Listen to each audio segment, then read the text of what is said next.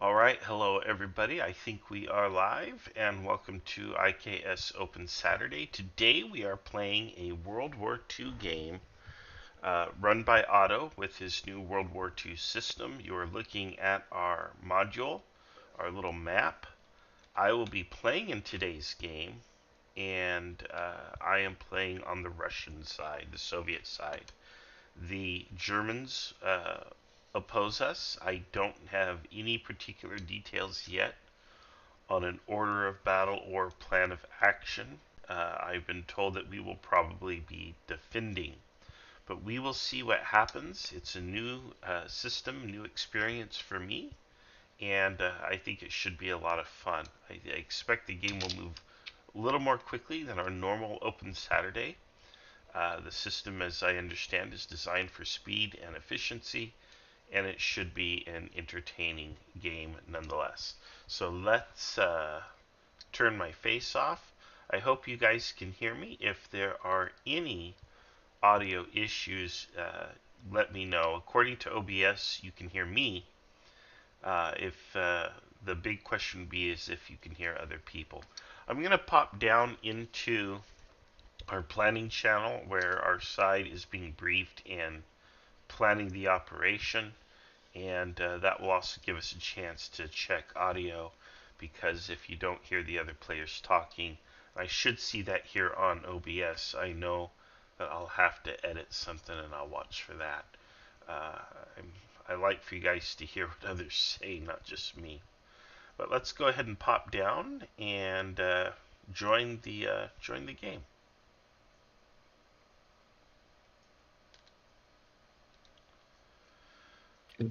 I'll explain later how it would look like.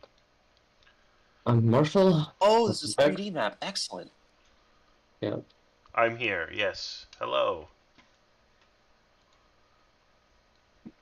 It all depends on units which we'll get, which we'll have. Like usually the square is 1,000 meters. The infantry platoons are firing about 300 to 500 meters, but it's like 300 meters the most usual distance of firing, effective distance of the platoons. Machine guns firing up to 700 meters. So basically 3 or 4 square, what's a little bit less than that.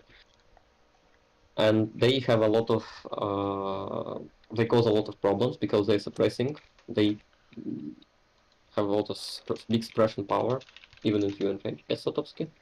Hello. Um, Thinking about your area of operations, what your battalion Can is we choose it? responsible. Choose? Oh, Choose? okay. What would you choose then if you could choose? From east it will be from Pankocic, to the west it will be through Kimelai, and to the north it will be up to Kaisedoris triangle. Okay, yeah, Kaisiadorus again. I see. Yeah, I mean, yes. yeah, you're going to defend something That was a bad joke. I've read the briefing. It says they're coming from the south, and so will the defensive line you presented Muscovite allow for this, or is it more appropriate for a defense from the, say, the west? We will I don't know about the sizes, and I'm not sure that we will use whole the map. Maybe Yeah. we'll use half of the map. Yeah, you not the whole map. The whole map isn't going to be used. Okay. I can tell you that.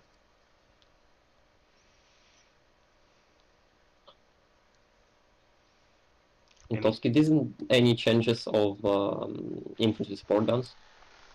I haven't felt that they, no changes. Okay, good. and each square is a kilometer, right? Yes. Wow, this is the first time I've learned what a kilometer is as an American. We don't know what kilometers are. Okay, gotcha.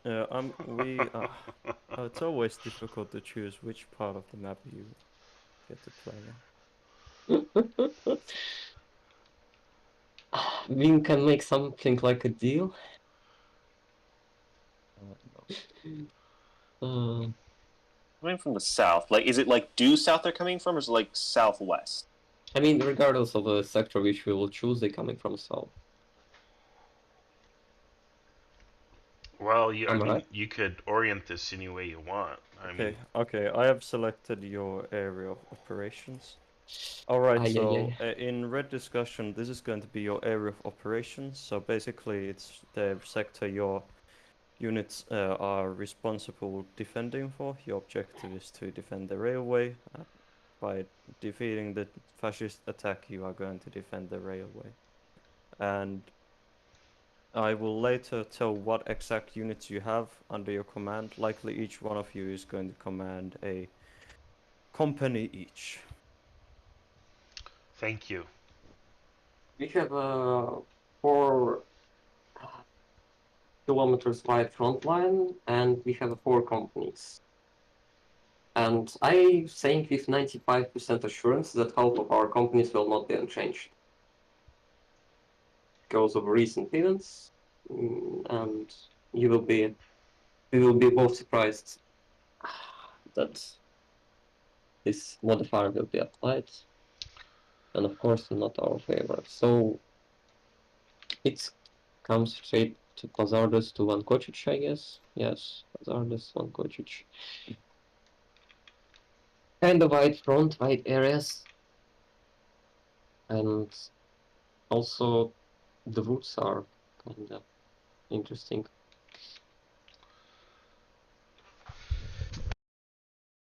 Okay, so we need to defend the railroad, and there's these two lines here, right? There's the one that cuts across, and then there's one that Yeah, which comes is in from the north, right?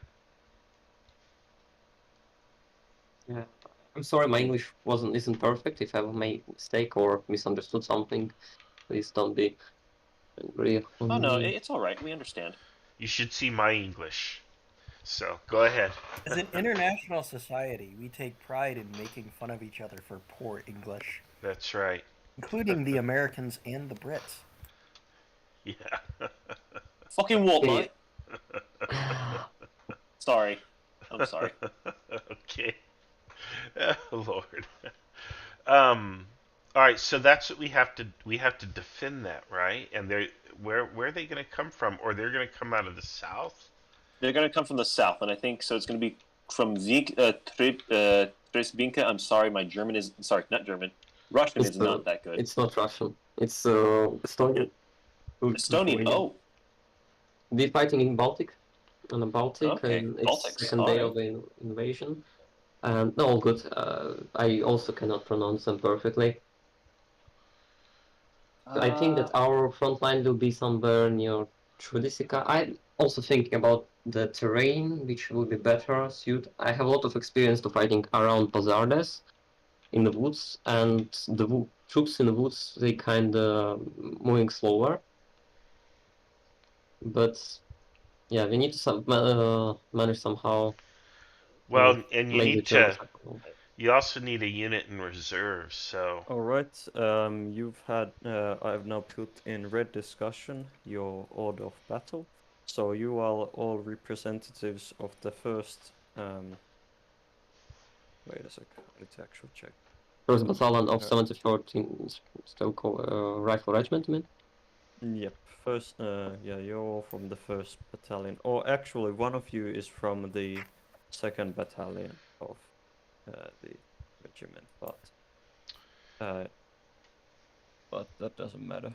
He's going to be still under the command of the battalion. Actually, none of you are a battalion commander. I just realized it's Muscotin. I assume is yeah. Major? None of you are a battalion commander. Looks like you are separated from your battalion commander or something. So none of you is a true commander in chief, really, which is a bit unusual. and the symbols on the pieces. I think there's a radio company, or and then a supply company, and then beneath it, I don't know what that is. Is that an officer? I guess that's an officer Gentlemen? unit. What's that? Gentlemen? Do you see the order of battle? Yeah. Do you see the Otovsky? Why? You mortars? Do you see the mortars? If you read the briefing as well, you will find there some tips what each unit means. If you hover over any unit in the in-game on the It'll in-game tell me. table, Okay. you will see the full name of it. But reading the briefing surprisingly helps. And you have now some time to decide, think of where you're going to deploy the majority of your troops. So as soon as possible, think of a general area where your companies are going to be deployed, or some kind of defensive line. All right. Thank And you. that information will be relayed to the Germans to simulate the scouts that have kind of seen your positions. The Germans are still not going to know the exact locations of your units, of course. But Just to make sure that they're not marching blind way. Okay. Where is our briefing, please? In that discussion, there is. I will just make a. Is it in the Is it in the Google Docs? Yeah, it's the Google Docs. In red discussion, Okay. I made a. I got it. I got it. Okay. Okay. I got it. Thank you. Nothing for what actually. Oh, we have infantry support. Yeah, infantry. Yeah, support. Yeah, it's really good that we have it. At least this. We have a choice. I would say I don't like the fighting in the woods at all because small field of view, rugged terrain, hard to move. I would think that we need to defend somewhere above Judi Sekai to the Kier Sekai, and probably that root area also that would be our defense. Generally, I didn't make anything. Who is who? Who wants to be a commander of machine gun company? No one. I mean, first time for me in this system, so Okay. I don't want to keep it simple. Okay, every one of you will be a commander of infantry company. No problems, no mistakes. Yeah, what I will do. Any one of you wanna have mortar squad, mortar platoon in addition? You just have to assign people what they're gonna have probably. Yeah. Just Yeah. tell us who's what. Okay, I will. I don't want to keep anything fair. We will have a kind of reserve company, I guess. I'm just thinking. The one thing But I would say is I think we should have the machine guns along the railway and probably as a reserve position, like maybe like last stand position, and if we fall back to that position, they can just open up and fire on this plane from Jodosikai. I hope that made sense. Do we yes, want to it's have one really strong line, or do we want to put a line out in the woods for the Germans to hit and then slowly retreat to a second defensive line on the railway? we have abilities to doing so, but Germans have abilities to encircle us while we're doing so. That's the main question of the game. I have experience of delaying Germans, but it's not experience which guarantee you victory. Like it's really wavy in terms of position, in terms of how should be done. If Germans will be lucky, you'll be just simply cut off and surrounded and basically destroyed. How about if we don't have a line, instead we have pockets? We have Yes. a honeycomb That's a good defenses. idea. Yeah. It's So a good idea. I think you will be placed in a kind of. why I don't don't you make why don't you this live position. stream your map and then tell us where to be? Yeah. Let's do that. Yeah, And you visuals might help. yeah, you just position us. Yeah, visuals help me a lot. So what we found now, we found that now we have there just made it like stream didn't was and we have three companies, three Wolf infantry companies, one machine gun and support infantry gun. It will be mine, have be a machine gun company.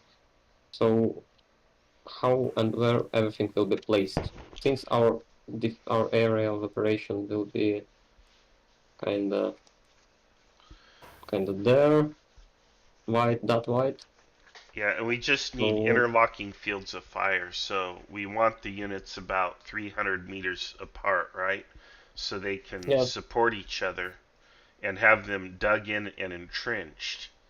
And we do have to make an educated guess at the enemy Schwerpunkt. What is their axis of advance going to Hello, be? Soviets. Have yes. you decided whereabouts you're going to deploy each company?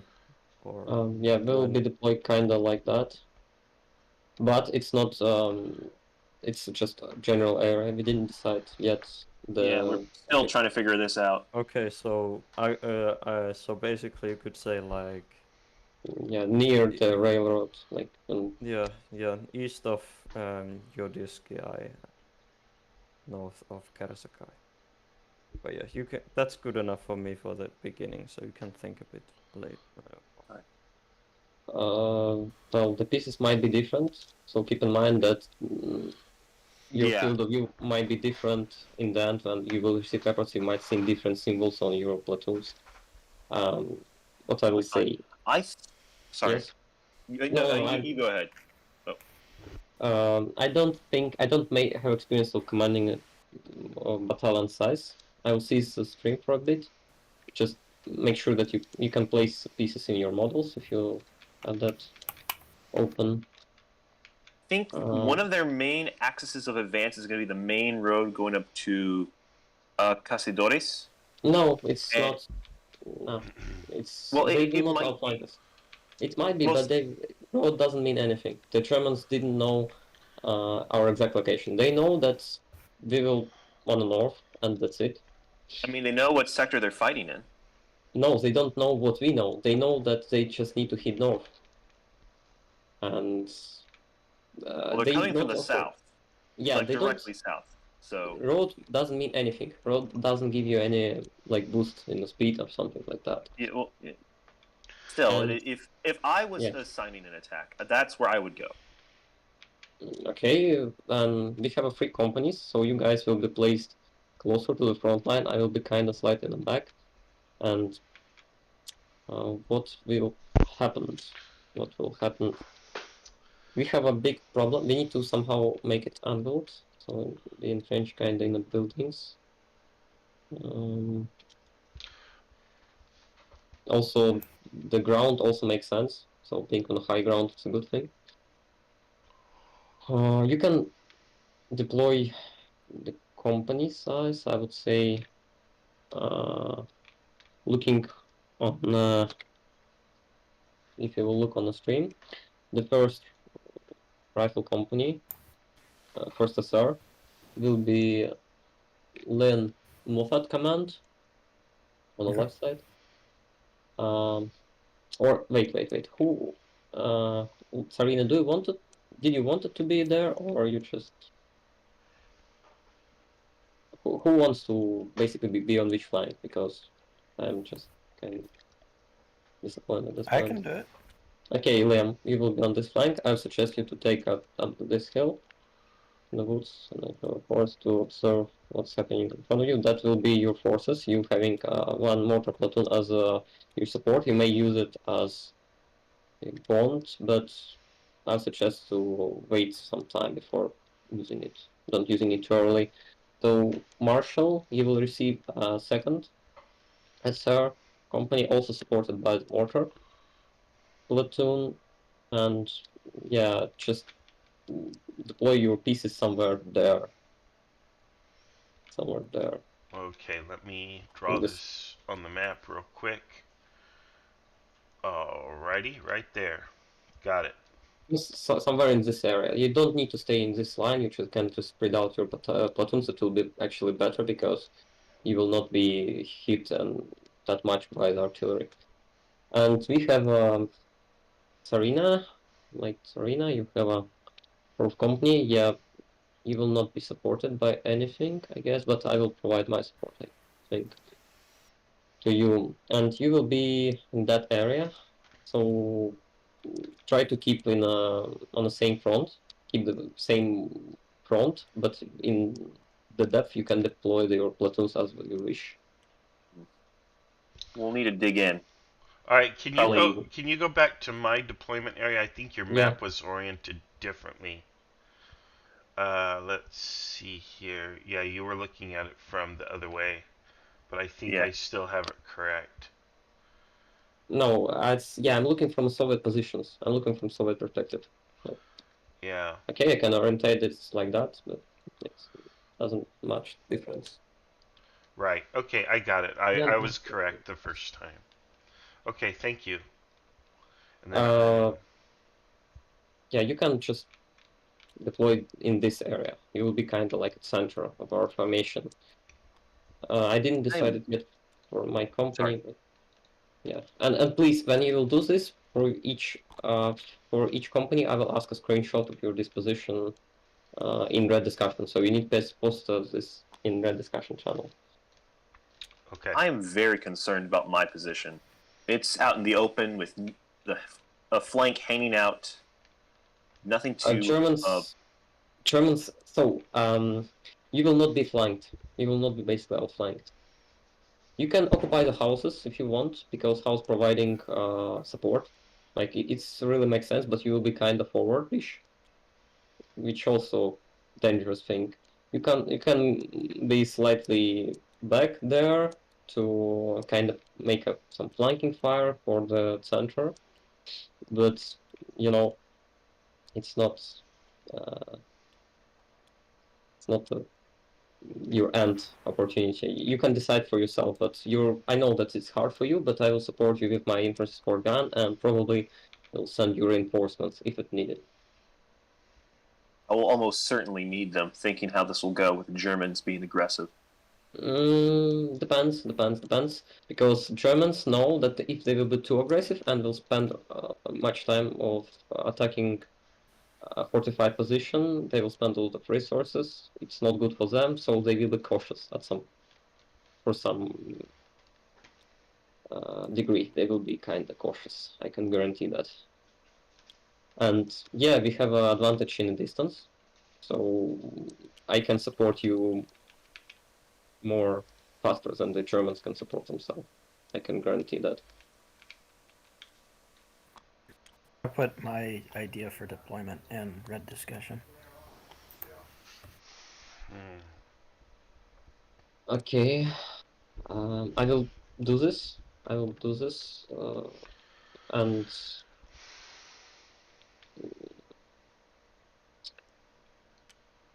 ask. Also, you can. What I can suggest to you, you can place every your platoon in line. They will be, if you will be lucky, they will be entrenched. They will be entrenched in the first turn, and later you can put them back. The entrenched position will be saved, but it will be not occupied. It also will make sense in the future if you will use this platoon as a reserve reinforce, and if they will be able to get on that fortified position, which they showed previously, that will be great for them, personally. So start them back a bit and then push them forward where you want, so that they have trenches behind the line. No. I'm speaking not. I'm just saying that later. So you made a trench, and you just need to think that one of your platoons will be in reserve. It's best thing, like, because you can decide for yourself, but I suggest to having one platoon in reserve.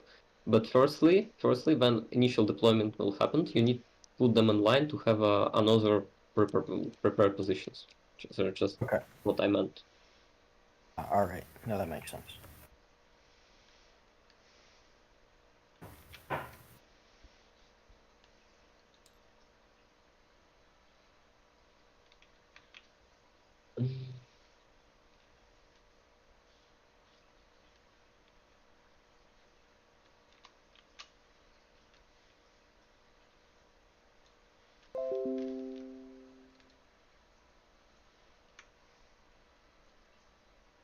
Also, Liam, I would say, can you pull slightly back your third and fourth squads? Because they kinda... I didn't receive the screenshot of our central company, of Marshall Company, but I think that your two platoons are too much in front. If they will entrench there, they will be kind of outflanked. So, I mean, you can stay them there, but it will be not the best. I mean, the best ground we have for raking the Germans is the open ground without the trees. Yeah. Um, Like if they're there and we're in the woods, then that will probably be the best spot to ambush them, quote unquote. okay, I'm screwed, but I'm sad. You're right there at this point, kinda, but keep in mind that they also have small patches of woods, and yeah, I'm just kinda overthinking. Yeah, that's your position. Great, I'm just no. Well, if that's the case, I can put one of my platoons in reserve, which Yeah.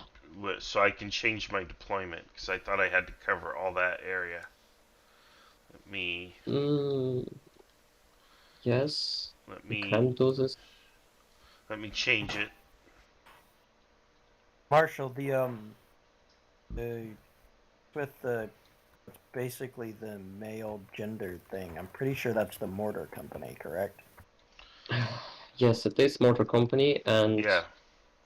I can. Then just You thinking keep of in it. mind. You need to keep in mind that it's not only two mortars, but it's only 30 guys of men with carbines. So Yeah, then a mortar shell will. I have them up there because they have to see their targets, don't they?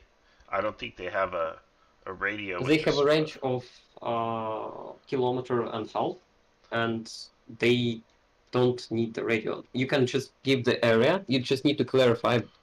For example, if your unit have in contact with the enemy, you can feel free to ask Empire for providing, like, giving orders for fire on mortar, Okay, so I can because it will. pull them back into the woods then. So Um, I can you mean that? So let me. if you wanna do initial deployment in because it will be good, but yes, you can do this. You can do this, but you need to also keep in mind that if you will be ambushed by the German too harshly, some of your platoons will be pinned down, and it will be really hard for them to get back without casualties. Have a look at this deployment. Yeah, I'm feeling fine with it. Just keep in mind that you don't see what happened in small patch left of your east platoon. Yeah, This that. is my position.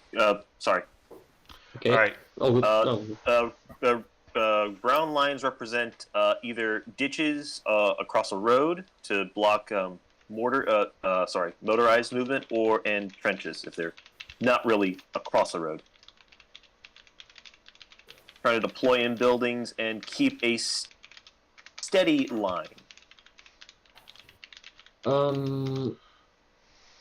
You will have entrenched position if you will have entrenched position, because I don't know for sure about that. You might have not, but might have not. And you cannot order. You just need to place originally pieces on a position which you wanna have entrenched, prefer to have entrenched, and there move to your disposition. In Judy Sky, I see it's kind of good, but I also fear that your right flank might be kind of in danger. I know. That's why I'm prepared to have them fall back when they if they meet too much resistance, they can fall back to this backup line.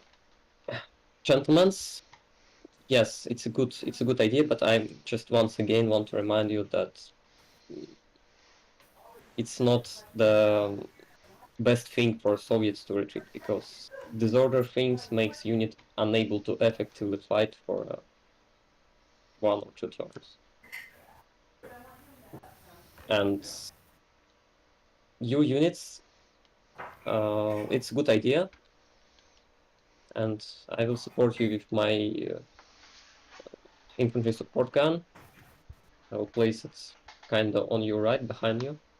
All right. Behind you. for the. I will send a screenshot of your original deployments of your companies. If it's okay, it says to me if something wrong with it. No, I'm good.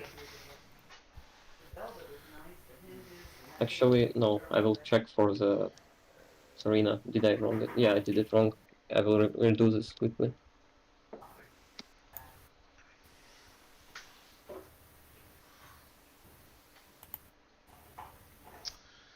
And while we do this, I want to say hello to everyone on the YouTube. Emmanuel, thank you for your report on the audio. Uh, Right. Laszlo, I hope I'm pronouncing that correctly. You're saying this is pretty sure this is Latvian. I was told it's Estonian.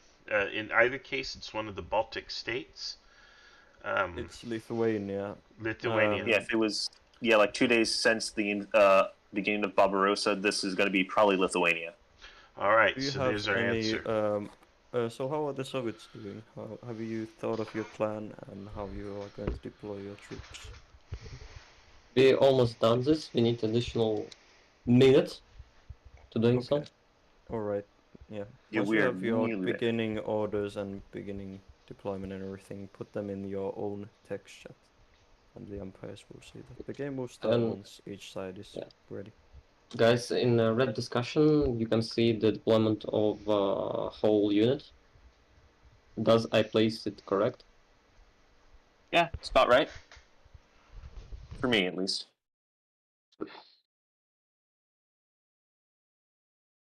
If you want to do some That's changes, correct on my side. feel free. You just need to post this position for each company in your respective channel. And I will think about my deployment.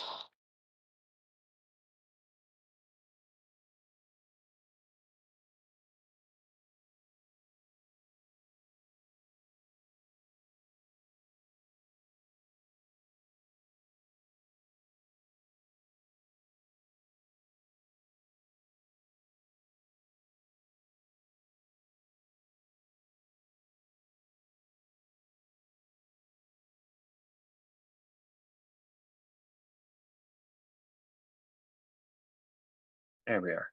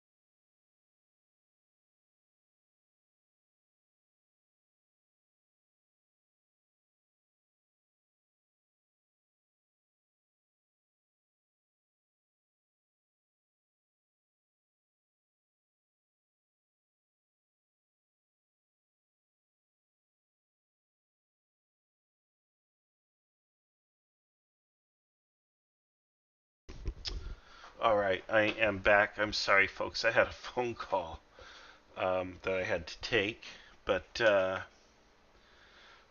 Commander Kairos, we will see how I do. I've put a line forward. I have one unit in reserve, and then I have my mortars set up in what should be a fairly well defended position.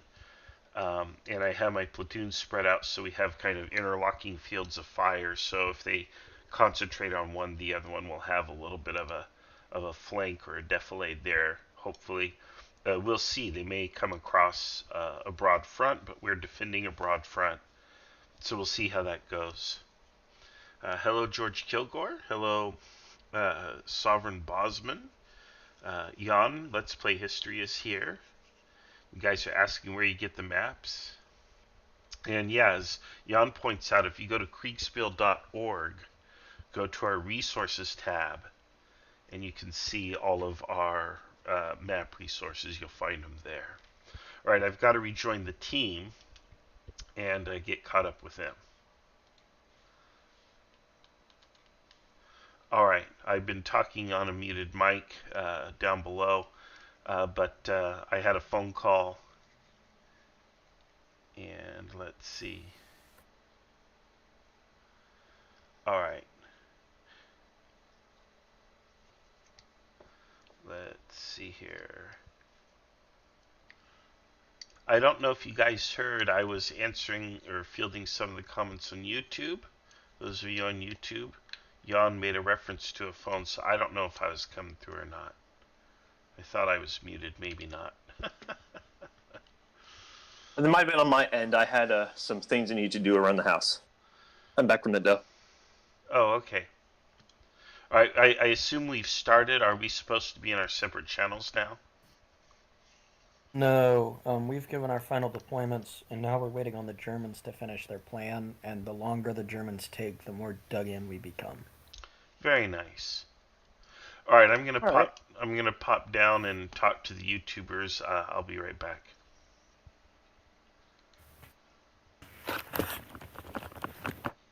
All right, so I hope I'm not repeating, but I want to say hello to Commander Kairos. We'll see how I do. I explained a little bit previously that I've deployed my units with interlocking fields of fire.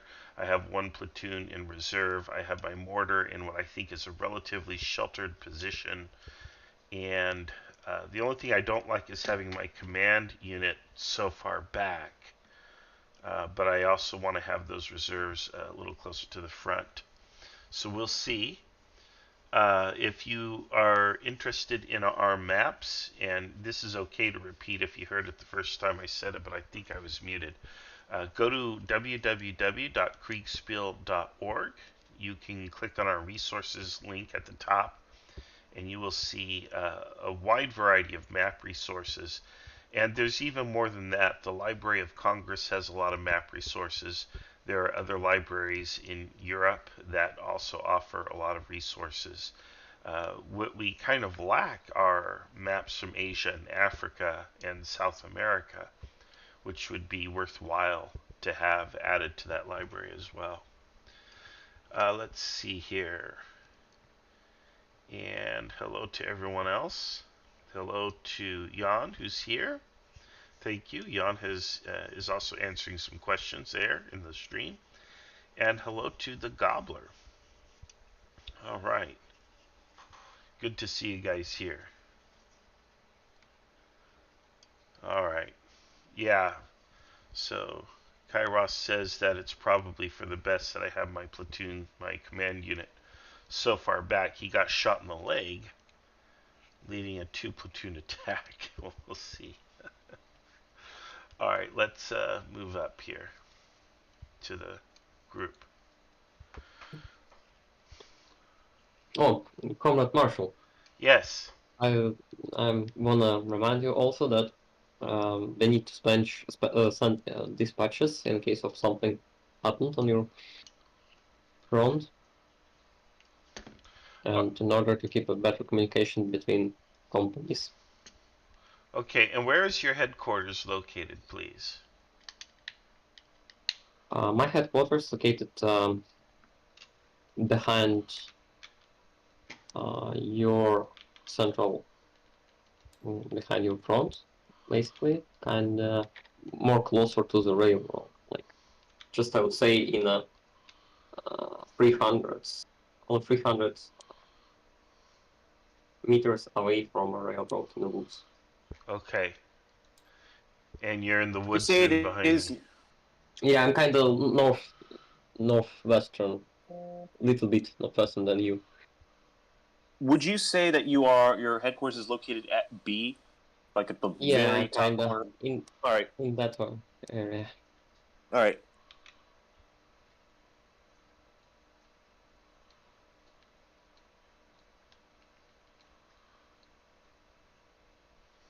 All right. I think I have the HQ written on the map, and we will see. But yeah, I'll send dispatches to you, and hopefully they don't even get through. We'll see what happens.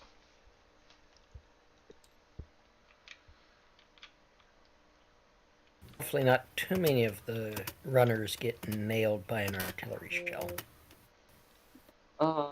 I would say it's unrealistic because artillery shelling will be kind of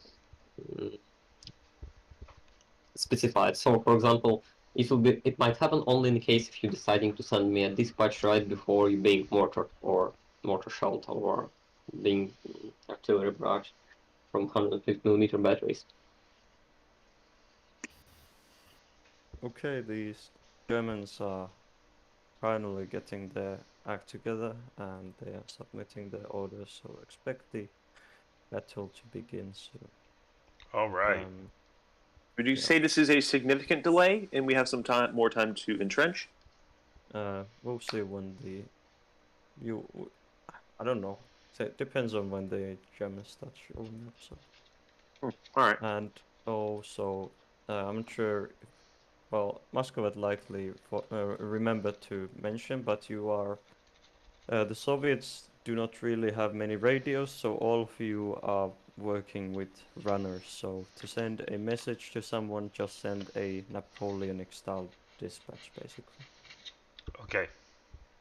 Yep. And Glorious Russia. and all of your platoons also are completely reliant on runners, so you can assume that might affect giving orders somewhat. Basically, I think if it could be only like one radio for whole regiment or battalion. It's quite little, not many radios here. But yeah, the game will get started soon enough, I'm sure. Well, hopefully we have good music on the radio. Maybe there's a ball game or something. It's a ball game. Right?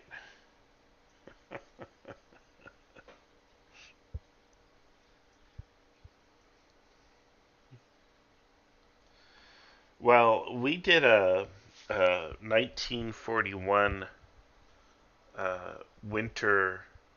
Oh, what was it? Operation. Want to say Uranus or something. But we did a basically a. Oh, what was? Oh, it was Operation Typhoon. Yeah, It, it's it, Russo.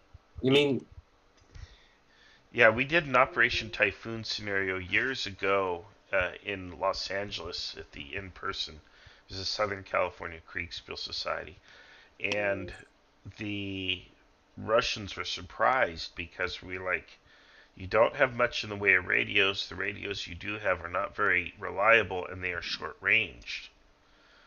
So the players were like, well, it's World War II. We should all have radios. And they were surprised to learn, no, that is not the case at all. You know, your radio's very limited effectiveness.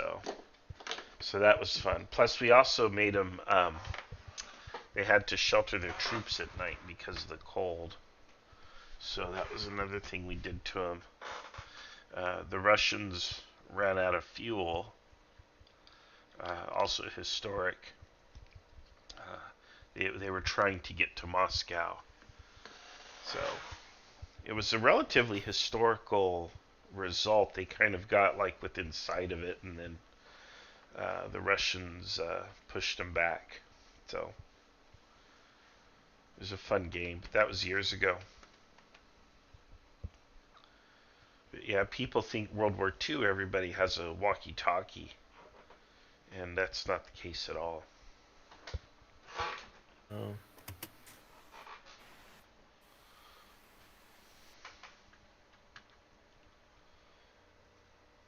But I would suggest you to move yourself closer to the front in terms of better observation, because it will allow you to better understand the situation in case of combat.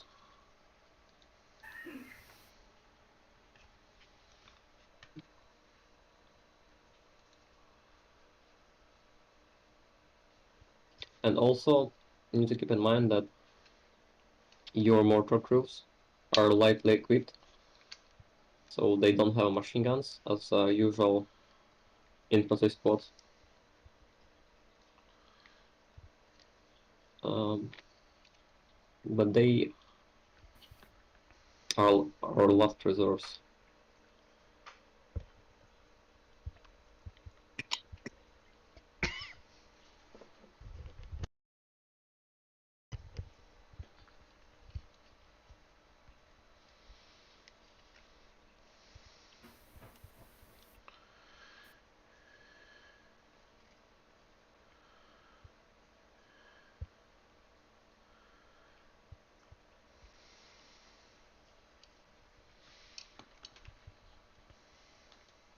In case if Germans will manage to break through, my company deployed in reforming a second line and digging trenches before the railroad in order to create a last line in which we held the attacking Germans.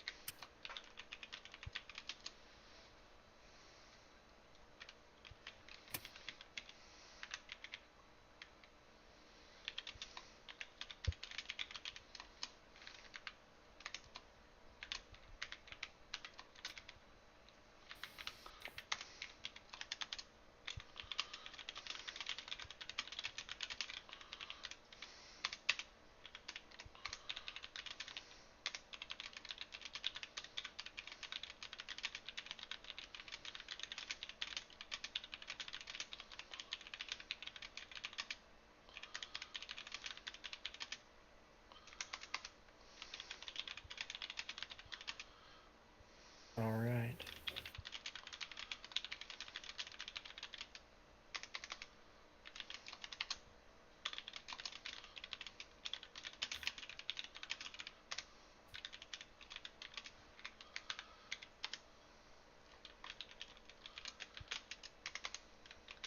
I'm going to give a speech to my men.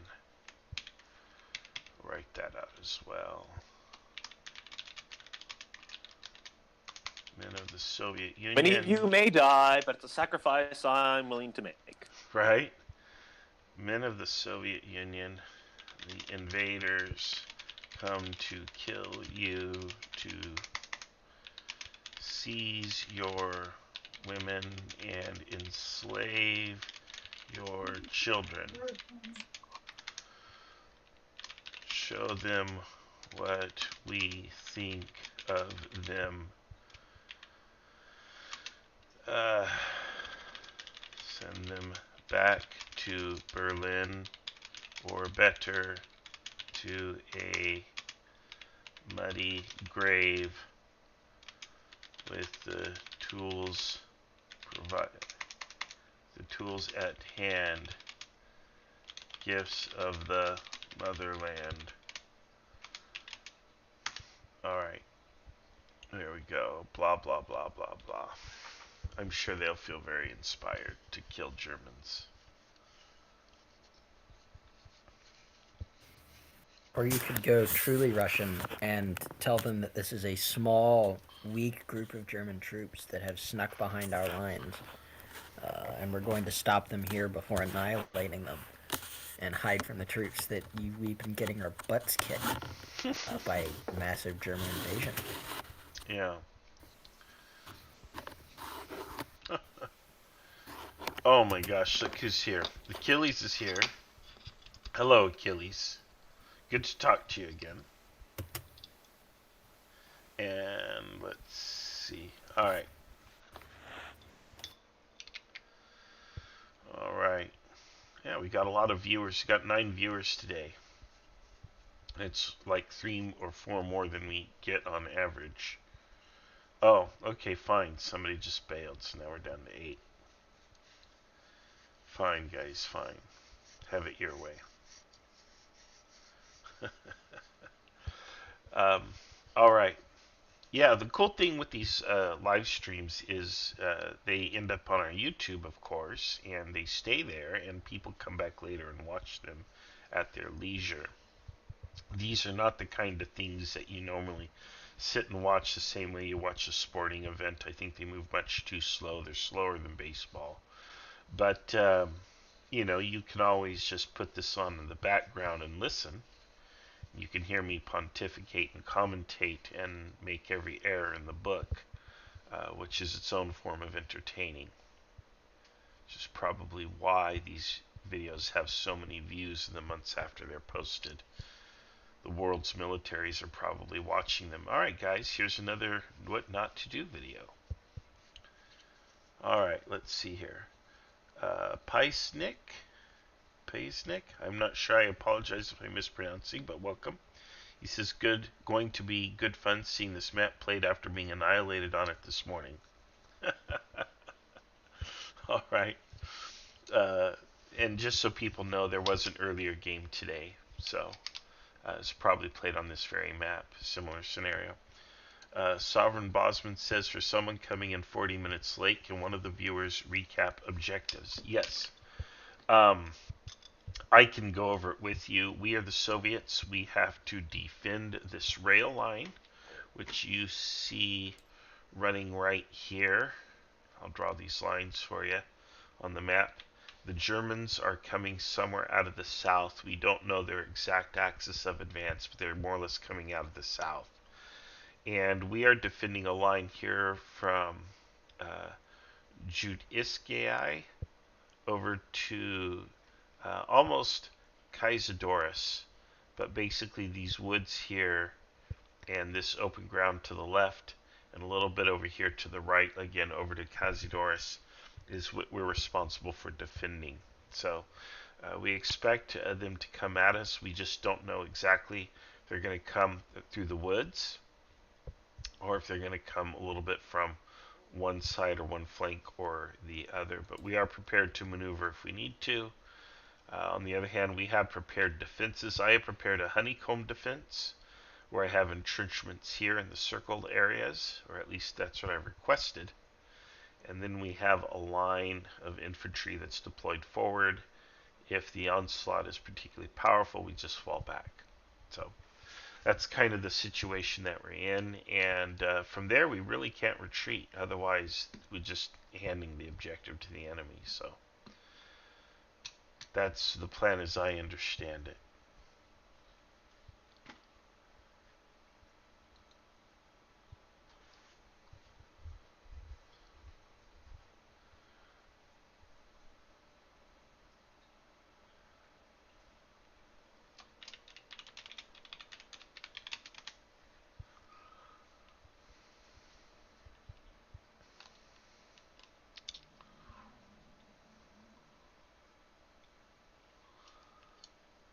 All right.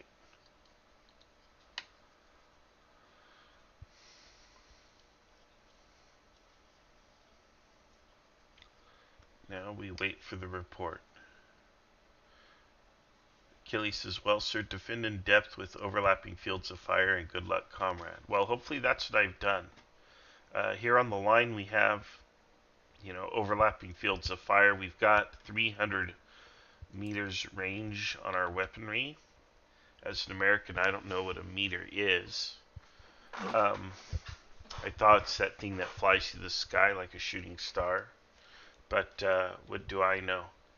Um, It's roughly a yard, I think. yeah, Yeah. yeah, yeah. See, yeah, it's shorter than a yard, but don't tell anybody. I'll lose my American credentials if I admit to knowing what a meter is. Um, All the metric system stuff is WISI. It's all smaller than the imperial things. right? Exactly. Because they're smaller, they're weaker. As I tell everybody, there are countries that have landed a man on the moon, and then there are countries that use the metric system. So, there you have it. Um, Didn't but know Thailand landed a man on the moon. oh, really? Well, I'm sure they're shortly behind us. Um, in any case, they might not have capitalism either. That might be a problem too. If they don't have capitalism, they don't count. But anyway, we have honeycomb defenses here. We have dug in positions right here where the circles are. So this here is my mortar company, heavy weapons, whatever. I guess it's a mortar. And so the idea is we can fall back to these positions, and again, they are kind of honeycomb defend in depth with interlocking fields of fire. I do have one platoon in reserve, so I can push them forward wherever the enemy is strongest, or use them to cover a unit that needs to fall back. So there we go. Let's see here. Achilles says we only use freedom measures here. Emmanuel says 1 yard equals 0.91 meters. And Kiros is ironic considering he's playing the Soviets. I am joking, of course. This is a joke. So I know the metric system pretty well, I suppose, at least as far as you measure distance. And in fact, we use it in the K22 system that I authored, where 1 centimeter equals 400 paces. So no, we do use international units of measurement. So only I think in our Civil War events do we use the old imperial system where we're measuring things in miles and yards. Otherwise, pretty much everything is metric. But they're close enough for Kriegsspiel. So there we have it. All right, waiting for orders to come back. Alright, the Germans finally are on the way. I am going to move all of you to your own channel. Sorry All right. for the long wait. Good luck, comrades. Not quite.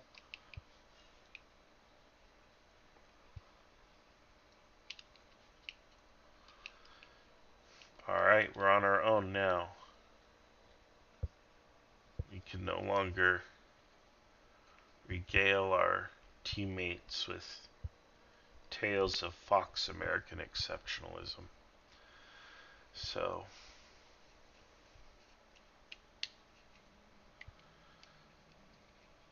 I am hungry. I need to eat. But we have a game on. Kriegsspiel, the ultimate diet, man.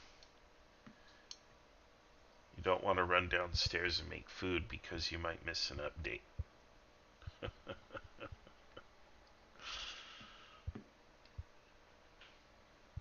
Alright, I'm receiving a 12:30 update. I'm told that the time is now 12:30, so we're midday.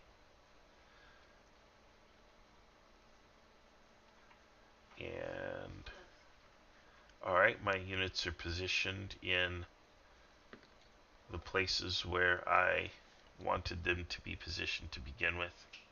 I do not know what the little symbols on the units mean. That is some kind of information, but it may also just be umpire information. I don't know what it means. I could look here in the module and see if there's some sort of an aid, dice tokens, etc. Let's see if they are here. Okay, those look like some. It is 12:30, Comrade Commander. You are with your men on the edge of the forest line near the village of Kersakai. It's a beautiful hot summer day. You've just finished giving a speech for your troops, and your soldiers have now returned back to their positions where they are digging foxholes. Um, Unfortunately, though, you hear already from a runner from the men of second company that their forward observers have sighted some fascist troops all the way in the south on the main road, marching northwards, and as such, many of your platoon officers have ordered their men to stop digging their foxholes and have instead run back into their positions, ready to fight any invaders. As such, you don't only a portion of your forces have any prepared defenses like foxholes, and some of your troops, like second platoon and third platoon, are merely behind trees and under bushes, trying to get in their designated fighting positions where they have been ordered to watch specific firing sectors. Your The order your platoons are currently is going from east to west. You have first platoon in the southwest, then west of it you have second platoon, then third platoon, and then behind these you have fourth platoon, and in the northwest you have a mortar platoon.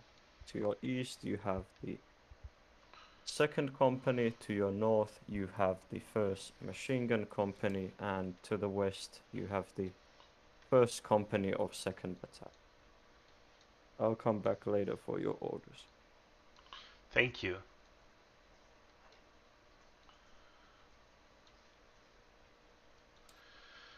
Alright, there we go.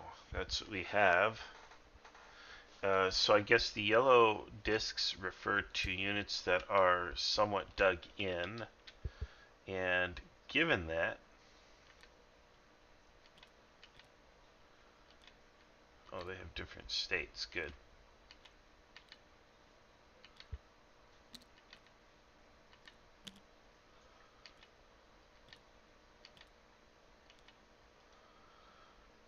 Alright, but where is my little marker for the...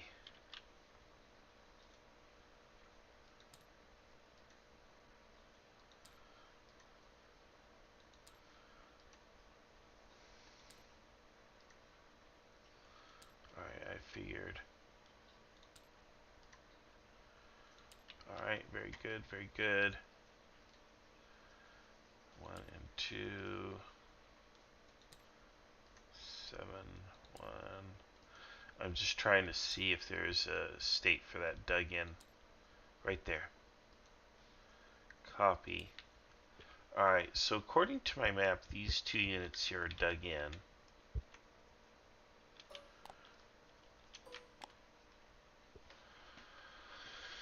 And then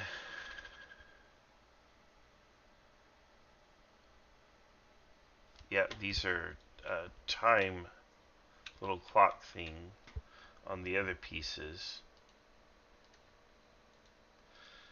So in that situation, they are digging in but have not completed the process. Alright, and let's see here. We'll copy that and drop it there. And let's double check here. I don't see what the command unit's got, but okay. No, the command unit is positioned here and is not dug in, but that's fine. Alright. So this is more or less what we have, but the report is that the baddies are coming up the main road this direction. It was something I was a little concerned with, but I didn't know.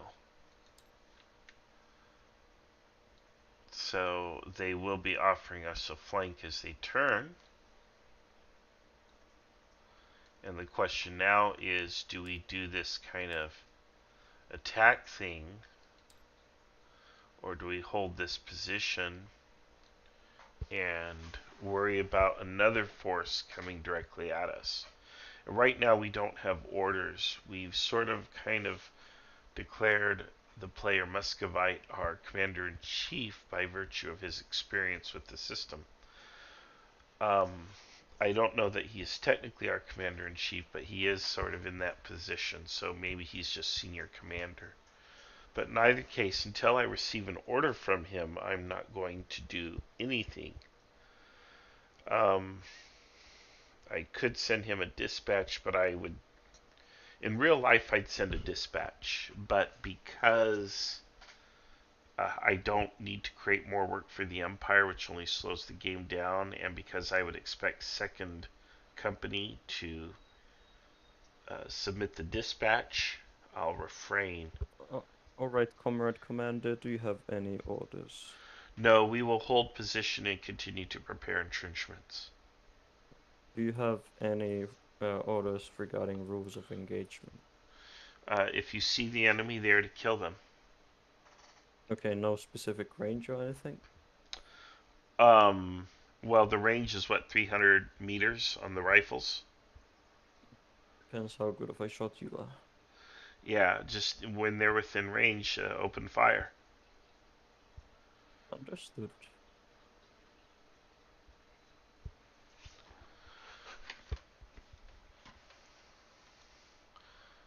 Alright, so for me, it makes me nervous when the Empire asks you a follow-up question like this, like, are you sure? It's usually Empire's metagaming with you or giving you a little nudge that what you are doing is either a mistake or a blunder or there's some shortcoming, there's some issue they have with your orders, and it's a subtle way of kind of warning you. It's not something they're really supposed to do, but it's kind of just a friendly thing. And as umpires, you don't want to see players just mess up royally. You want them to have a good experience. So generally, umpires will kind of give a very subtle nudge or a hint. Maybe there's something you haven't thought of, or maybe you're making a mistake. You know, they do that what I call "Are you sure?" Thing with the players. However, I don't know enough about this system to be sure about anything. So, um, short of learning the rules, I guess I'll learn the hard way. But my orders, I hope they're adequate. So again, we're just holding this line until I'm told to do something else. So, you know, it is entirely possible the enemy has another attack coming straight up at us. So if I leave the position now to try to catch the enemy that's moving north on the flank, I could be offering my flank to an enemy force that's on the advance and leaving a gaping hole in our lines. So there's no guarantee that the forces moving along this road are anything more than a scouting force. Yeah, the Gobbler says it's the Empire just taking the role of your first sergeant, making sure the officer doesn't get everyone killed. I think if I were to amend the orders, I would indicate what 300 yards is. You know, put a stick out or some marker to indicate 300 yards or meters to the troops, and then 200. You know, you put markers out so they can gauge the range a little better. But you know, whatever. Maybe we just assume that the officers have done this themselves prior to positioning the units, or the men are just good enough to sight the range and themselves estimate the range. I don't know. I don't know that that is something the officer in command would be responsible for. He might order it, but I don't know. I don't know if that's a little bit too micromanagey, which it may be. But in any case, it wouldn't have hurt me or cost me to say it, and I didn't say it. But we'll just have to see how it goes. It's also entirely possible we get orders to move. So for now, we stand by.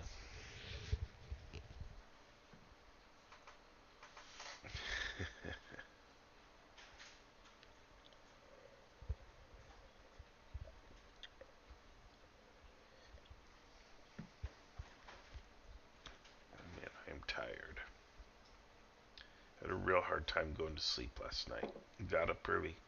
We were supposed to do a red versus blue battle today, but that got refused, so now we're running this, which is great.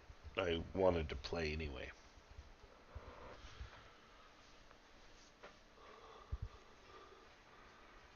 I also want a nap.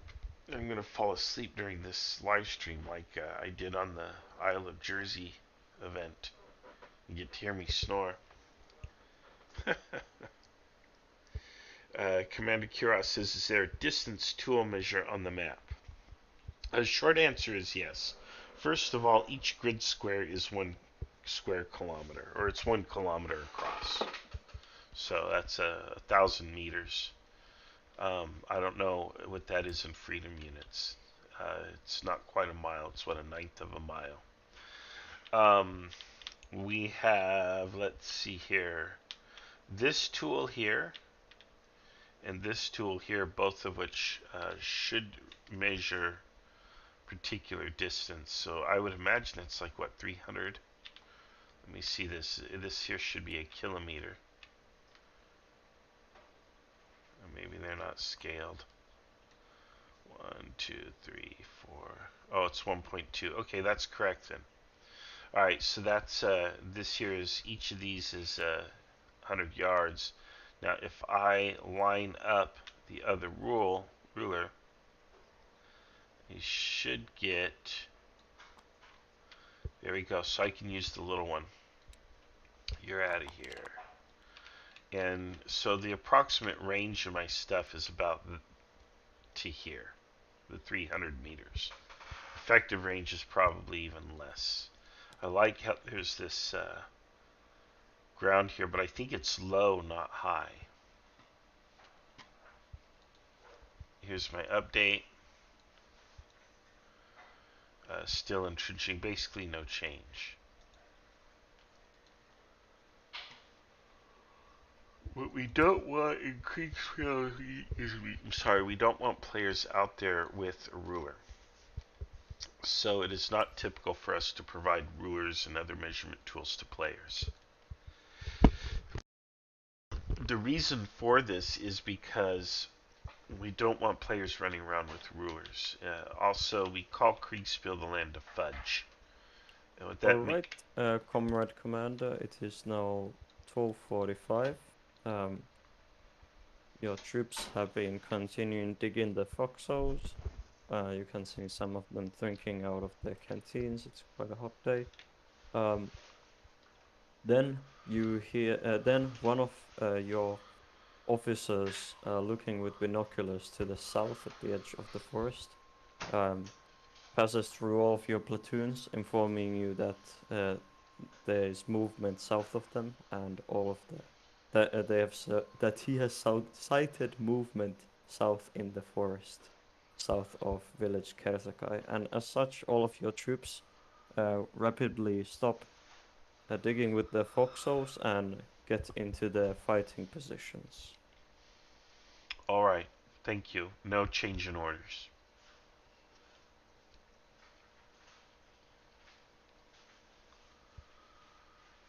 Alright, I didn't want them to stop digging, but I guess that's just what's going to happen. At least now they're in their positions, and if the enemy should attack, they will run into a rude awakening. Why we don't give players rulers. Kriegsspiel is about the right tactics. It's not like miniature wargaming where you're measuring everything out. Measuring everything out takes time, and you don't have a ruler on the battlefield. You know, you're not able to precisely measure things. And as a commander, that's not always your job. Usually you have lower level officers who concern themselves with calling out a ranged target or whatever. So that's not something that you as a company or battalion commander would necessarily be doing. So we don't want players running around on the map with a ruler, because then it just creates problems with the empires too, especially if the maps are out of sync. So what we do is we just say, look, Kriegsspiel's the land of fudge, that there is a certain... Comrade Command, do you have any orders? No. Understood. Thank you. So, there's sort of this kind of wiggle room for the players and the umpires. Placements are not precise, they're approximate when playing at certain levels. Now, if you're playing traditional Kriegsspiel, the measurements do need to be a little more precise. In fact, the blocks occupy exactly the amount of space on the map that they would occupy as men in the field.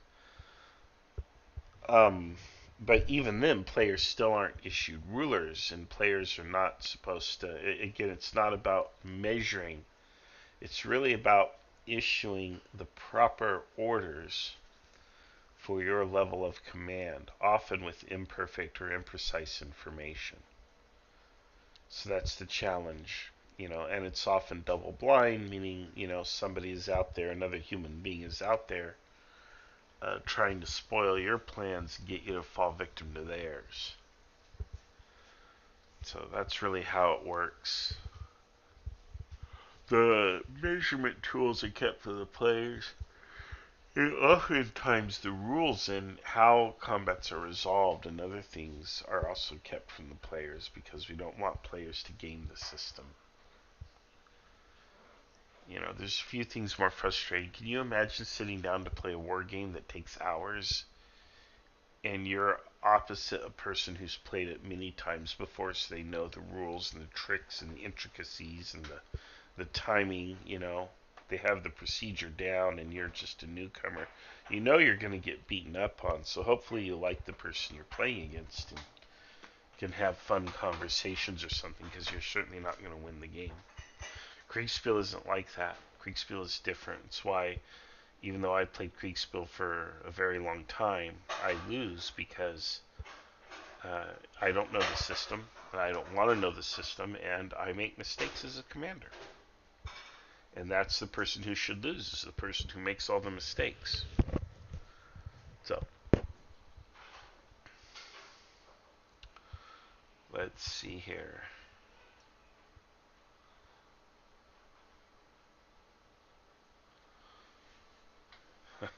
Let's Play History wants players to play on self-drawn, unreadable maps. Yeah, we'll get there.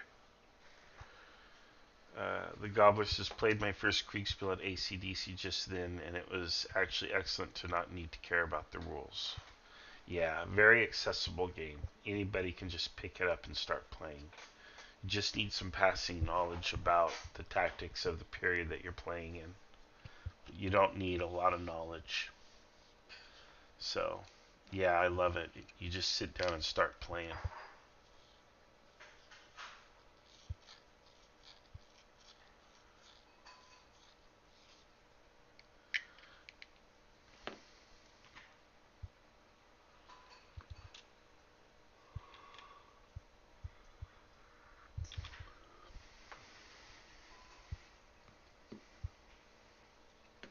Alright, let's put our German movement down.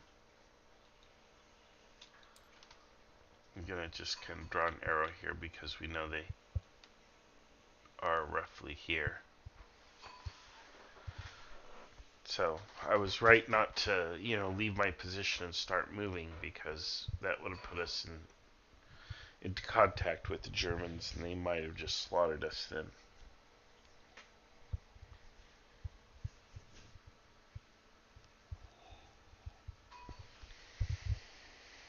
I need more coffee. Let's see here. Alright.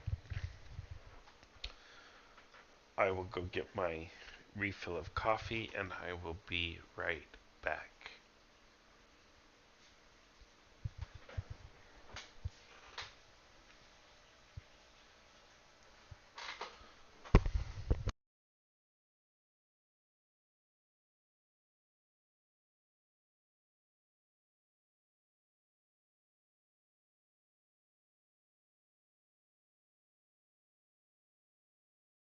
Hey Marshall, well, I'm waiting for the Germans to come with their orders. So, were you, by the way, told what did Moscovitin? Oh no, what's his name? Moscovite. Yeah. Did he tell you anything about what you could expect of your Soviet troops to do and what the military doctrine is like? I think he told me a couple little things. Yes, Yeah. So yeah. that So they, basically, it's quite centralized, basically. yeah, they become disorganized as they move. You know, so they're not as good. They're not as professional. Yeah, Um, but yeah, they're supposed to be a small cog in a large machine, basically. yeah. Okay. Um, I don't have a new report, so I don't have any change in orders. So, okay. All right, back to getting my coffee. Oh man, I hope I'm not messing up.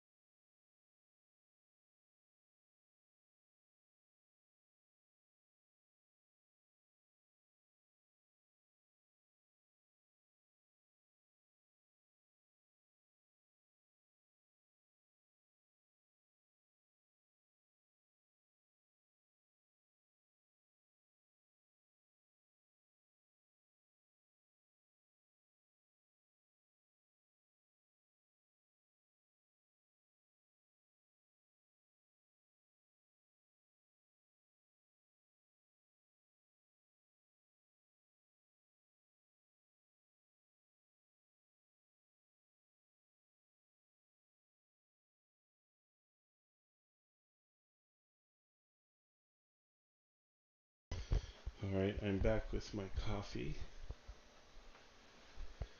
Whew, all right.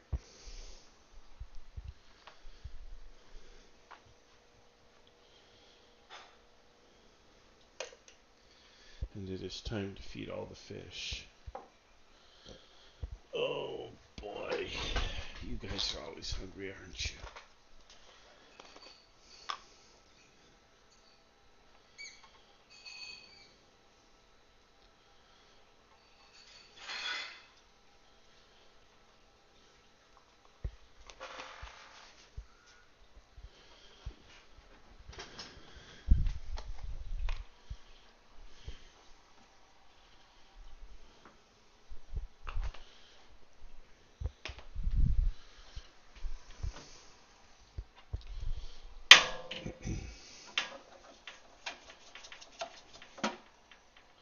Here we go. All right.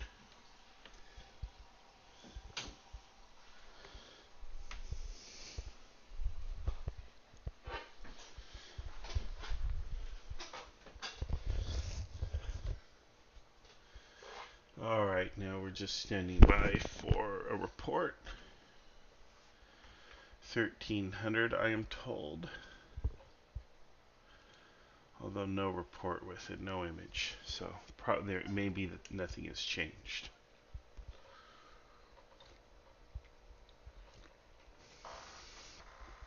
Okay.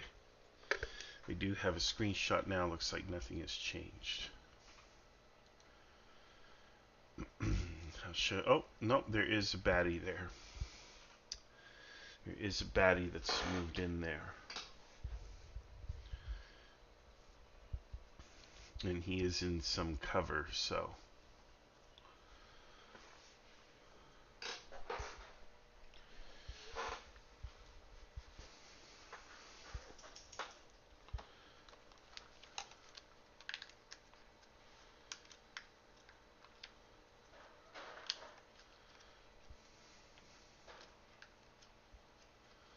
Alright.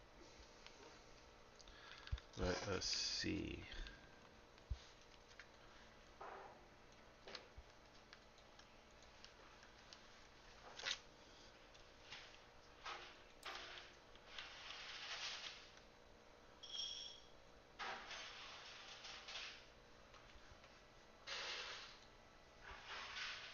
Alright, it is 1300, Comrade Commander. Your troops are staying put in their positions. During these last 50 minutes, you spot even more movement in the forest south of you.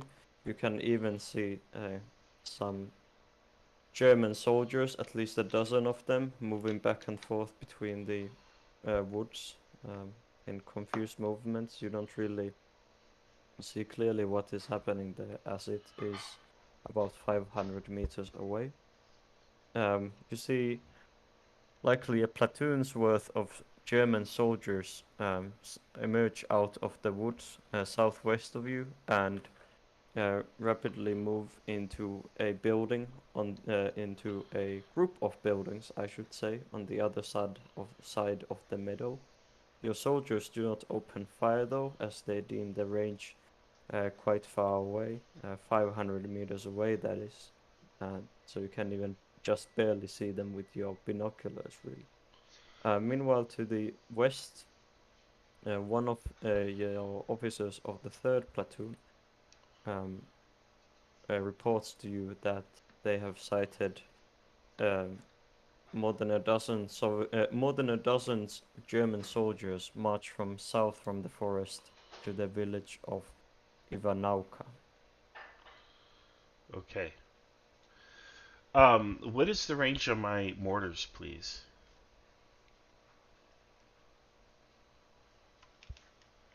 Oh, I think he left the channel after giving the report, so I'll have to ask.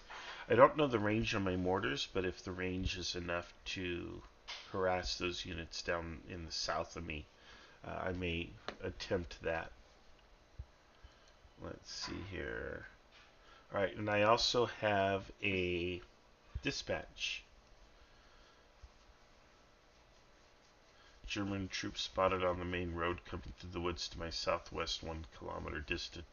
You don't need to do anything. We will soon be engaged with the enemy. Hold your position, comrade. Well, I'm doing that as we speak, so mission accomplished there. I do need to send a dispatch.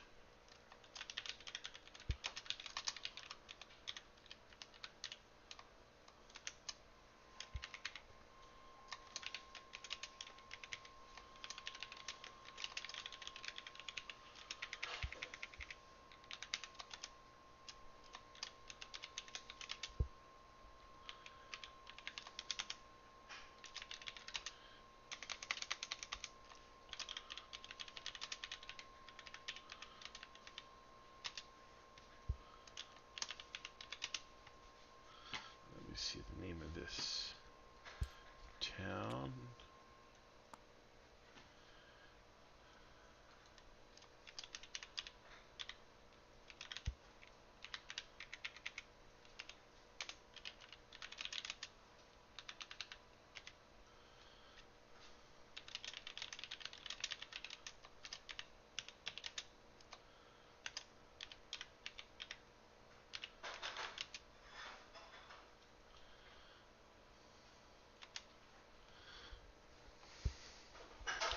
Alright, I have given my report.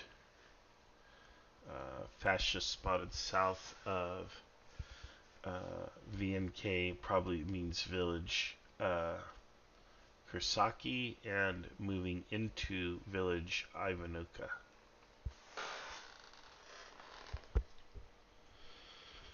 So, we've given those reports. Now we'll see what Alright, happens. Comrade Commander, do you have any orders?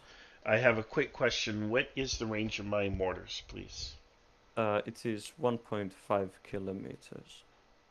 Okay, put a couple rounds, harassing fires. Really, we're just trying to gauge the range.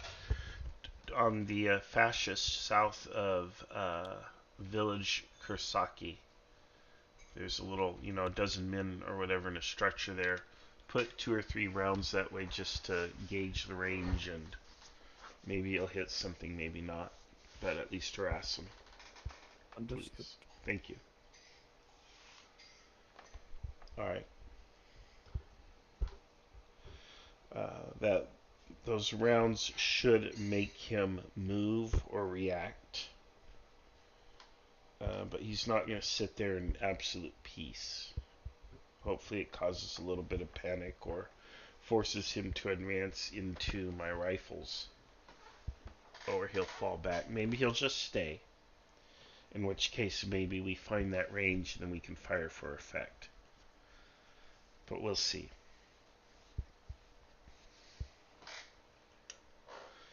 The idea is the Empire should give me a report, and the report should be something like, you found the range after a few shots, and then if they haven't moved, then the order will be fire for effect.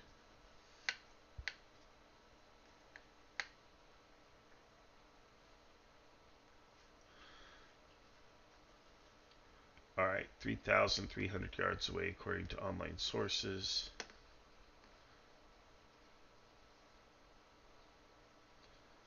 They would not place themselves right under a tree limb unless you're not very smart. Yeah, I'm not a fan of trees for defense, precisely because trees become shrapnel. You know? So there you go. Achilles, how long before Germans start dropping smoke? And he says, man, Marshall, at least call for the fire mission correctly. Give him grid coordinates and request 3 rounds of HE. Shot up, shot out, splash. Well, I was in the Cola Wars, so we called for fire missions differently.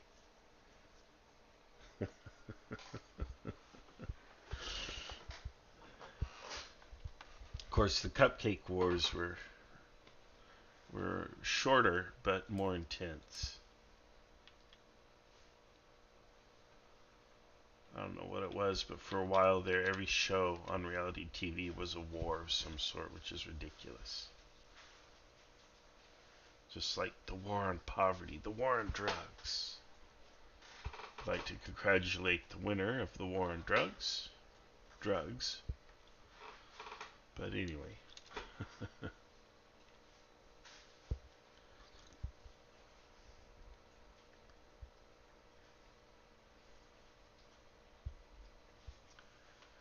What do we have here?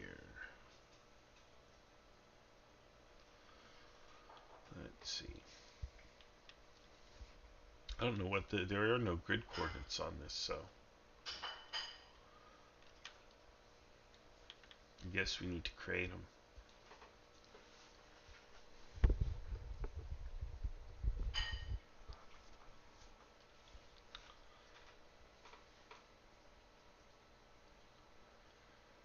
Yeah, I don't think these are big mortars or anything. I do know that we have some off-map artillery, but I don't know if I have it at my disposal, and I'm not going to do it unless there's a big attack. Yeah, I don't know how many rounds are available, but I don't think it's a heck of a whole lot. I don't have infinite supply, I'll tell you that. Pretty sure the supply is limited.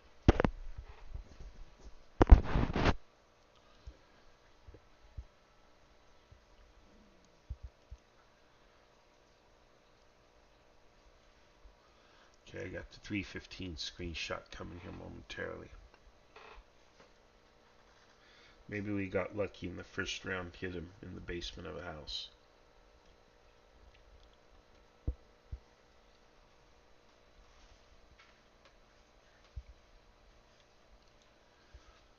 Alright, let's take a look here. Well, it looks like we produced something. Some kind of effect. Now there's other troops even closer.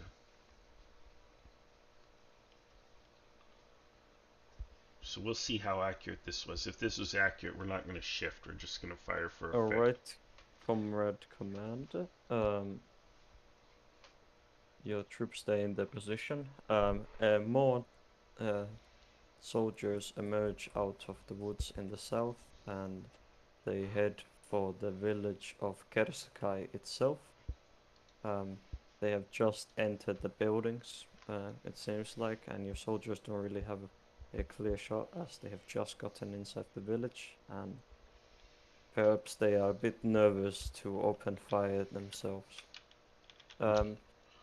Your mortar also fires a few shots in the buildings in the southern part of Kirsakai. It seems to hit quite close to the buildings itself, but the mortar doesn't fire more to save ammunition as you wished. Meanwhile, you also see increasing amounts of shadows and random movement south inside the forest, south of you. Meanwhile, in the west, you begin hearing the clear sounds of machine gun and rifle fire, and you begin seeing tracers. It seems like German troops have marched out of the forest south of Ivanauka and have gotten inside the buildings of the village of Ivanauka and the nearby hill. These troops then begin firing northwards, likely on the positions of first company of the second battalion, which is spread out on the plains and taken positions inside local farmsteads. More west of Ivanauka, inside the forest, west of it, you begin hearing even more sounds of machine gun and rifle fire, likely hundreds of machine guns and rifles to your ears. It seems like first company west of you is taking heavy fire from enemy positions south of them. You can hear and see some of the Soviet soldiers in the building south of Yudisky firing back, but the situation is still quite unclear. As it is 1.5 kilometers away.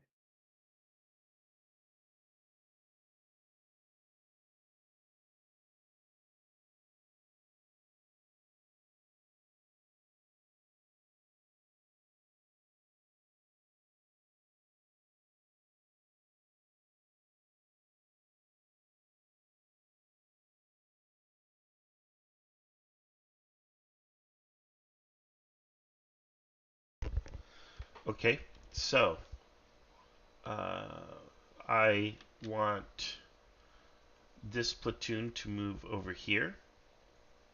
That way we have interlocking defenses with the first company.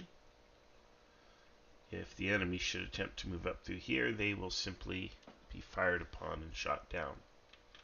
And then, of course, I'm ordering fire for effect on this position. Let's take advantage of the opportunity to kill some baddies if we can. Let's see here.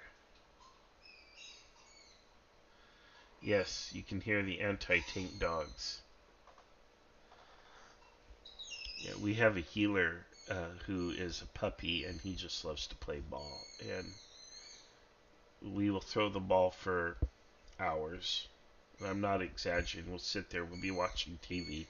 We'll bring you the ball, you throw it, he gets it, brings it right back. It's kind of amusing. Endless energy, that dog. Yeah, they had anti-tank dogs in World War II. Yeah. They would feed them underneath tanks, and then they'd let them go hungry and strap a mine to their back, basically, with, I think, a little lever. And then they'd release them, and they'd run under the German tanks, and boom. The problem, of course, is the dogs don't know German from Russian. Alright, Comrade Commander, do you have any orders? I see you've written fire for effect. Yep, mortars fire for effect, and I want the 4th platoon to move to the edge of the woods and set up for, interlocking fire with 1st Company. How much ammunition do I have for my mortars?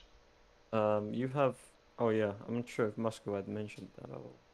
I think he mentioned it was pretty limited. Go ahead. Yeah, so the mortars have... Basically, they have 45 minutes worth of high explosive and 50 minutes worth of smoke. And you can order them to do 3 kinds of missions. You can order them to do a smoke mission, which is where they will fire their smoke shells into a specific area. Then you can order them to a suppression mission, which is where they will fire their high explosive high explosive shells at steady intervals, kind of conserving ammo. You can do that for 45 minutes. Or then you can order a destruction mission, which is where they will fire all of the high explosive shells in one period of 15 minutes. Oh, I don't want them to fire all of them, but I do want them to fire for effect on that position. I just don't think they need to fire for 15 minutes, maybe 2 or 3 minutes. Alright, so I'll do that as a suppression mission. Okay, thank you.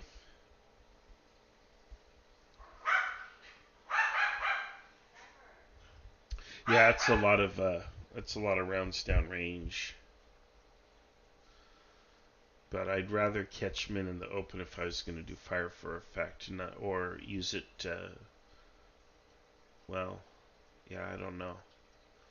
I mean, really, you're ordering it to kill a target, and I want to do that here, but I also don't want to spend my one opportunity to do that in the game on something where we're not necessarily splashing direct hits. We're just kind of in the neighborhood.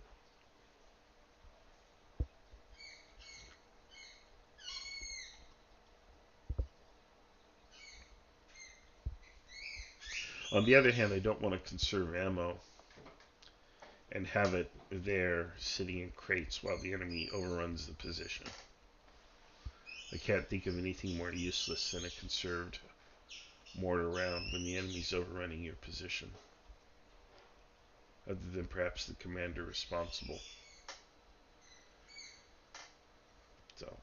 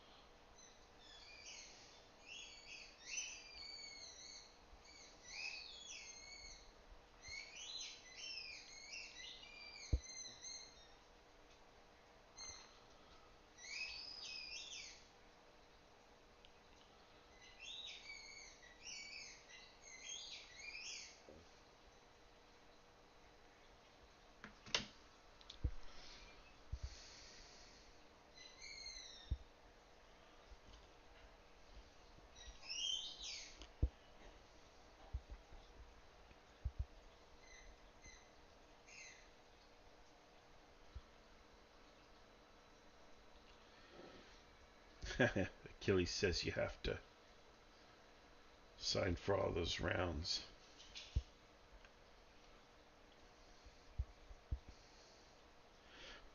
The purpose of a mortar round is to kill the enemy. Yes, you can use it for a secondary purpose, which tends to probably be the most common purpose, which is to suppress the enemy and stuff like that. But ultimately, if I have a choice between suppressing the enemy or killing him, I want him dead. So, probably making a mistake, but Achilles says, you think the Germans are rough? You wait until you have to deal with the supply officer.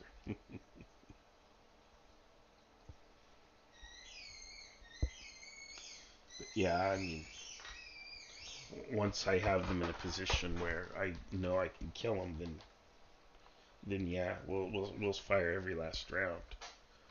But I'm not sure we have that position right now, so we're just gonna have to harass them.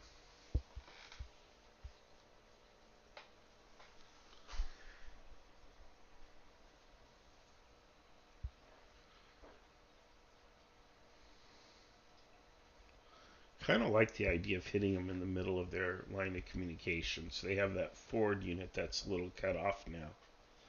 Probably not really, but a little bit, because we've got that suppressing fire coming down on the unit behind them, making people reluctant to traverse that ground between them.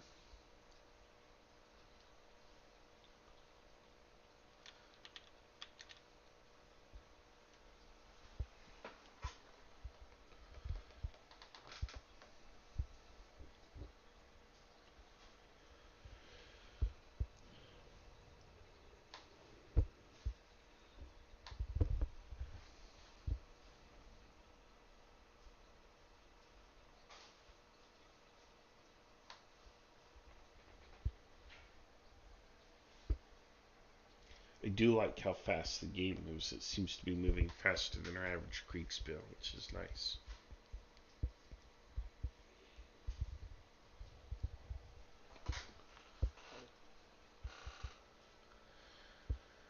Dave says, you always say I'm probably making a mistake. Have more confidence in your abilities. Well, what I should do, Dave, is make a decision, and then after I make a decision, do the opposite. In which case, my win-loss ratio will go from 40-60 to 60-40. Achilles says the primary use of mortars is obscuring and suppression on the assault, or area denial on defense. Yeah. I like killing people with them, but don't say probably.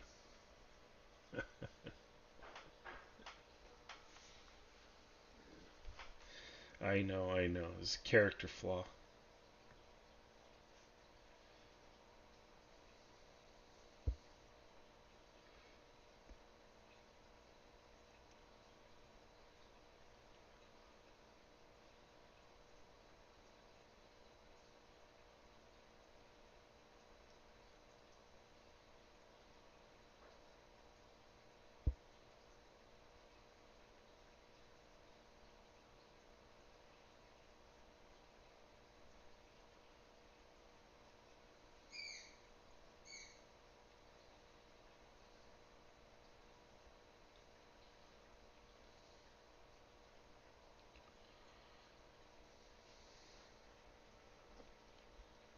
Greetings, Comrade Marshall.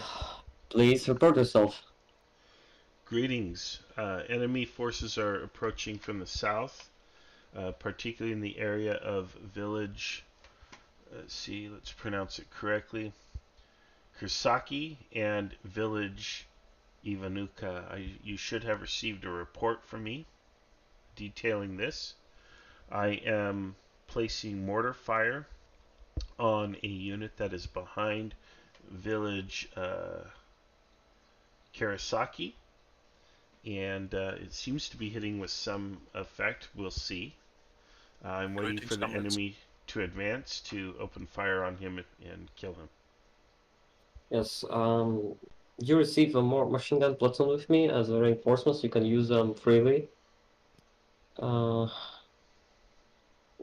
Yeah, just keep the position, and we need to see where the main German thrust will be. Say that, please. Describe the situation for us. Yeah, so comrades, it is currently seems an interesting situation. You begin hearing heavier and heavier fire to your west, and it seems that heavier guns have opened up. That you know are not yours. Otherwise, you can visually confirm that the mortar fire is shaking up the platoon that's in that farmstead, and is slowly taking its effect. Otherwise, you see a German line moving out from the tree line and advancing on your positions to the northwest. All right. Thank you. Any questions? No, not for me. Oh, well, so you hear that, you receive a machine gun platoon, do whatever you want with them, use them correctly, please, because it's, I think, last Stavka reserve for today, and I will continue to observe the situation and move on to the Captain Zarina. All right. Hold your position. You can do a flanking fire with your received machine gun platoon, but also it depends on your judgment right here, whenever you want to use them. Good luck, comrade. Thank you. Do any of you have orders? Crusader, I have an order. So I hear the heavy fire, heavy like artillery fire on west of me. So on the positions of Captain Rodnikov, right?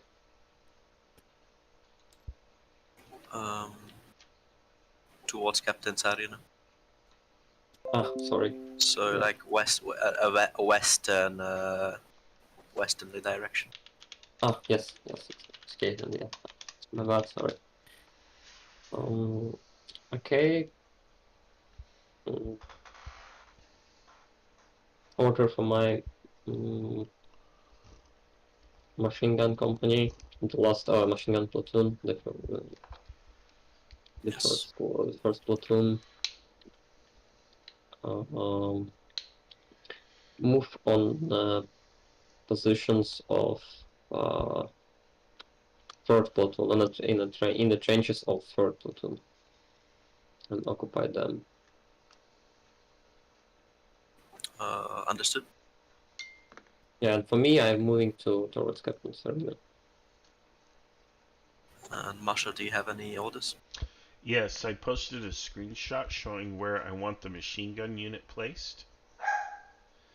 Otherwise, the mortars are to continue their harassing fire of that platoon in those houses, please. Understood. Thank you. Marshal, I want to remind you that you have only 3 crates of shells, so the ammunition on the mortar is not endless. And you need to use it wisely. Okay, Best of luck, comrades. thank you.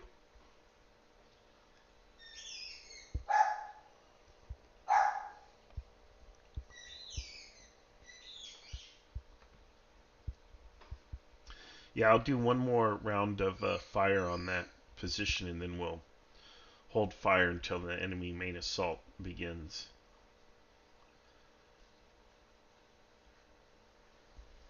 We kind of have one of their platoons caught up or pinned down in a village, and they're taking casualties from the fire as the shells appear to be landing among them.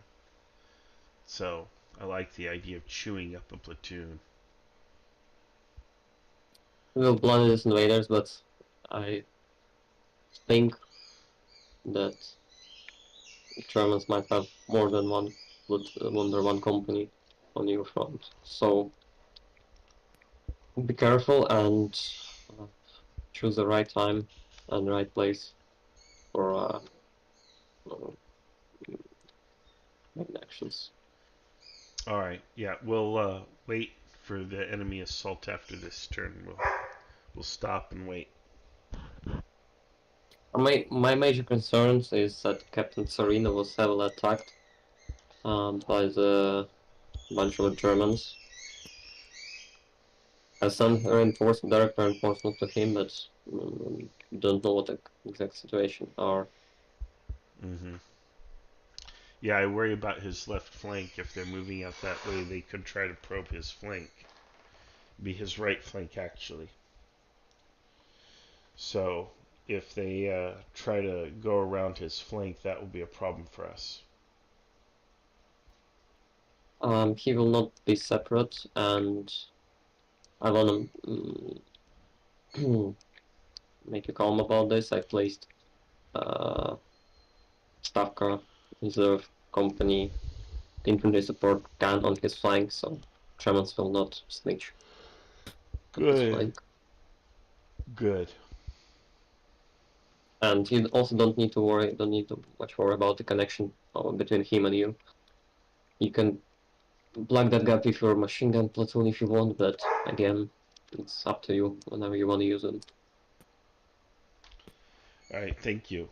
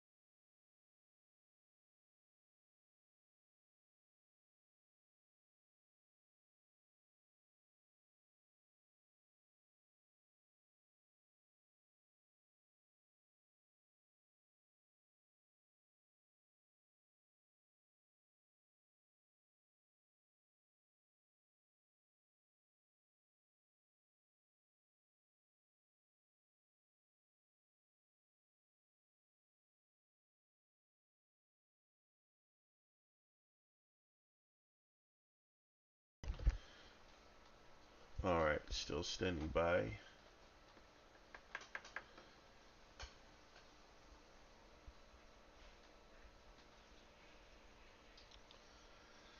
Yep.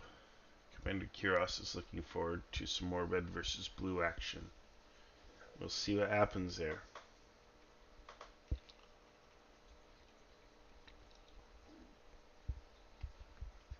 I placed my machine gun where it was. I was at first tempted to place it here between my second and third platoon, but I'm also concerned with the enemy making a big attack here at the joint between our forces, and I want to cover this ground here to deny that area to him.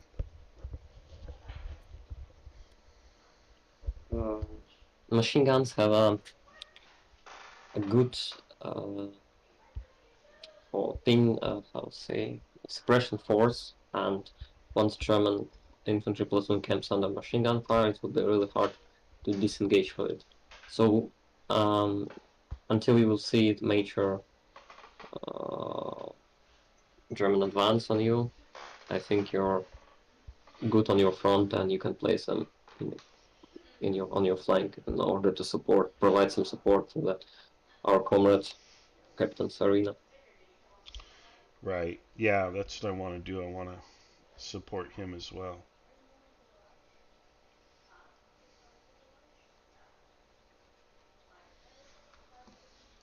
Alright, new report is coming in, 1345. And this may show us the Germans making a move. They've kind of probed our positions. They are probably stacked up and ready to go, so let's see what happens. Let's see the screenshot.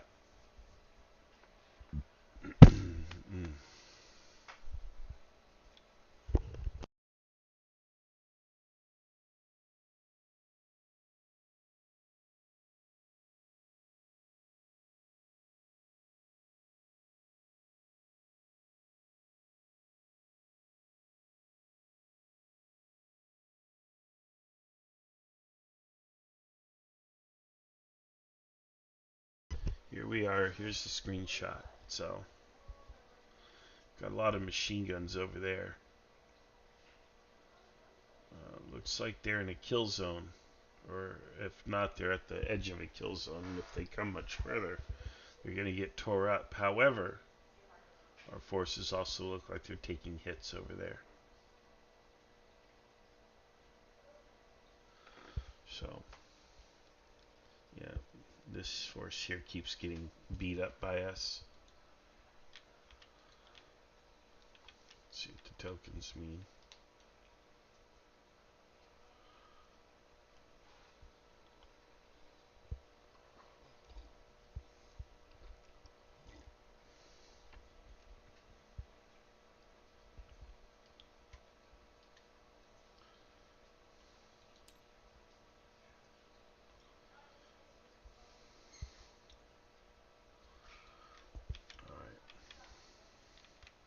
Alright, comrade commander, your mortar keeps on firing on the coordinates. Your troops have still not opened fire, and they have gotten reinforcements from friendly platoons. In the west, you can clearly see that first company of 2nd Battalion is in quite a bit of trouble. They are taking large amounts of fire from the village of Ivanauka in the west. There seem to be lines of German machine guns set up on the very small hill, firing down at your Soviet comrades near Yudiasky. And you also see and hear likely mortar impacts hitting the positions of the Soviet soldiers at Yudiasky. Also, you begin hearing, for a brief period, for a few minutes, you hear some sounds of gunfire to the southeast, between the forest between the area where the two forests connect. All right.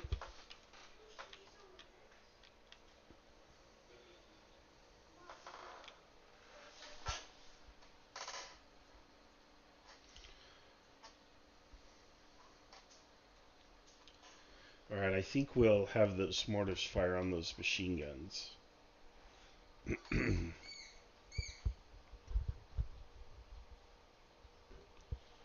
Since they seem to be relatively exposed. Although I'm probably low on ammo, these are 15-minute turns, so with 45 minutes of conserved ammunition fire, I'm probably out.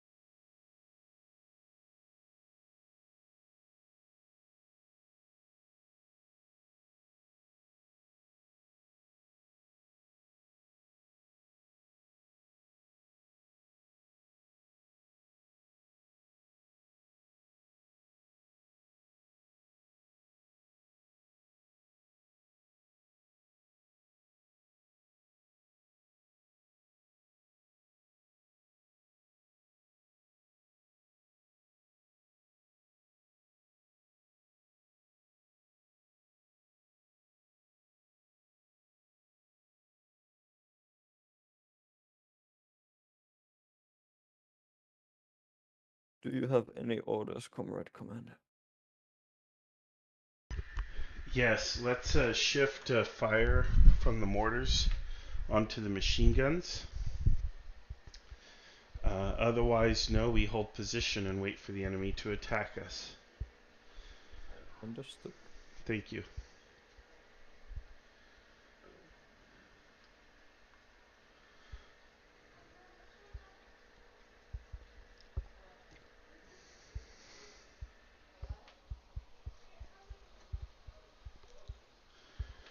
All right.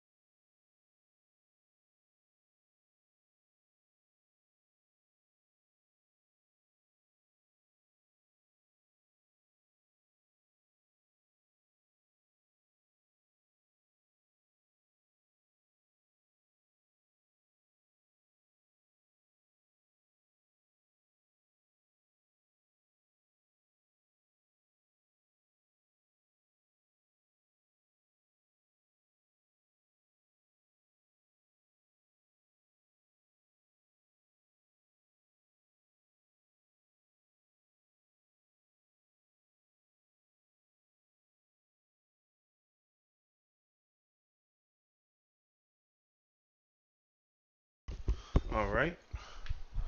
I am just doing a minor chore here while I wait for an update.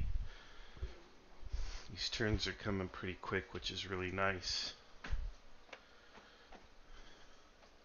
Hopefully we spoil that attack on First Company.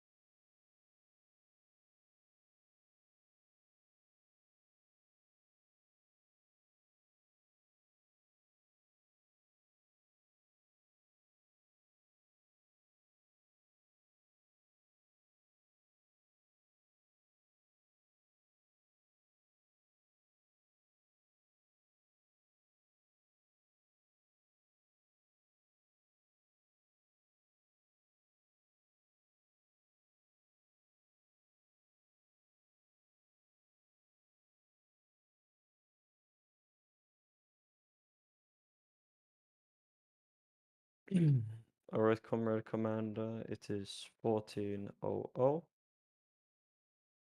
You continue hearing sounds of massive.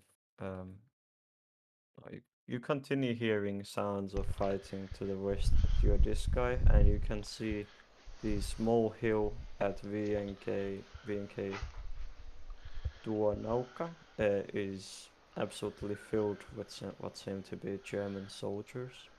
Your mortars are firing on them, and you get a runner from your mortar platoon in this 15-minute period that they have actually completely run out of heavy explosive shells now. You also begin hearing sounds of massive artillery to the northwest at Yudiskaya, and you can see them landing right on the positions of second battalion's first company. So it's clear that the defenders of Yudiskaya are under quite heavy pressure.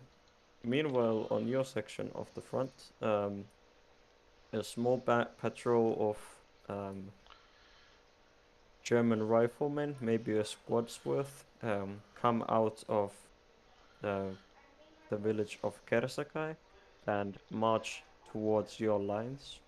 Your riflemen open fire at around 100 meters and absolutely massacre this small unit of German soldiers.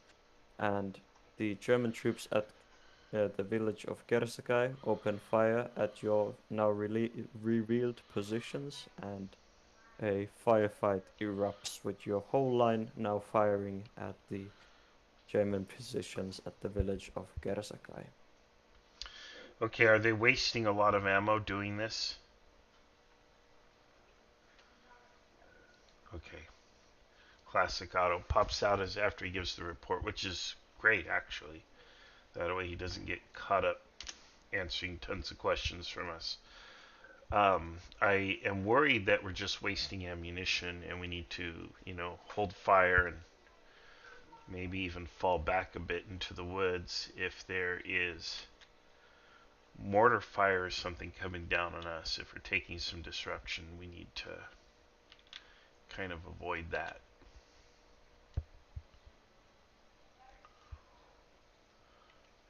got another message. We engaged with the enemy on the west side. If you can spare something to send to Captain Sarina would be great. Or attack enemy on your right with at least one platoon of your infantry supported by MGs. Alright, Comrade Commander, do you have any orders? Are we under fire from mortars? No. Okay, so we're just exchanging rifle fire and machine gun fire. Order Yep. the men to cease fire until the enemy advances again, and to take cover. And we have to wait until the enemy advances, so take cover and cease fire until the enemy advances. Understood. Thank you.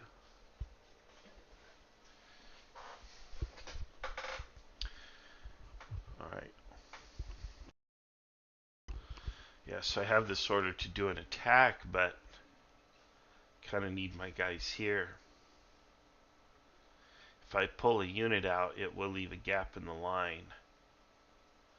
I could possibly, really, I could perhaps stage an attack with 4th platoon if the enemy advances, but then we'd be leaving a prepared position to do that as well. So, man. Of course, if our left flank fails, then my position doesn't mean a whole lot.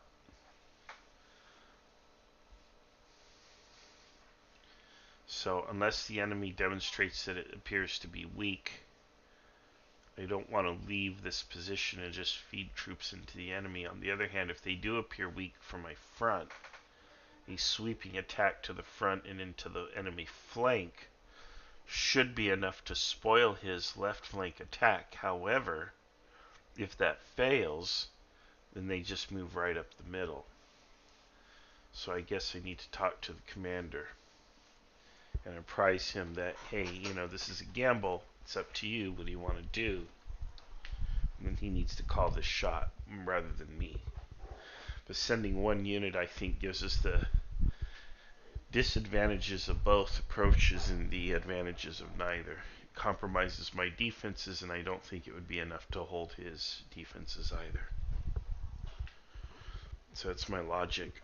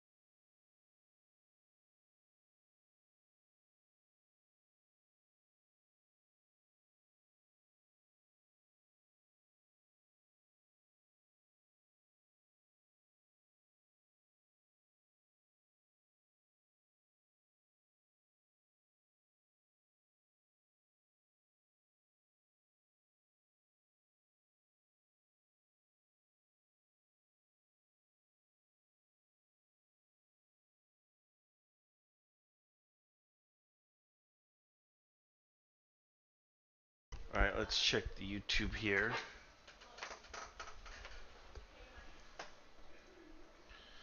If I'm going to attack, drop smoke. Yeah, I'm not going to attack yet.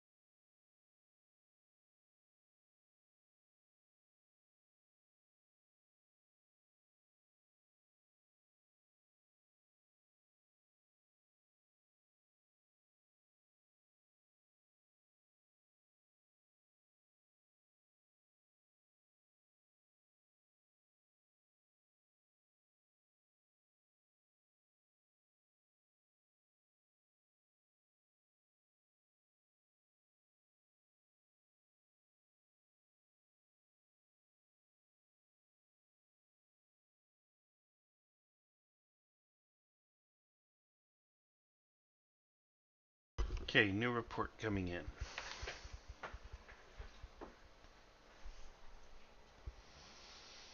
Yeah, I'm concerned about that junction right here too. That's why I moved my MG unit up here. But I don't just want to blindly attack into enemy machine guns and where he's strong and then leave a hole in our line. And I don't want to send a unit to just feed into whatever meat grinder they have going on over there. I think a better way to spoil them would be to attack, but we need to know a little more. And here's some more information.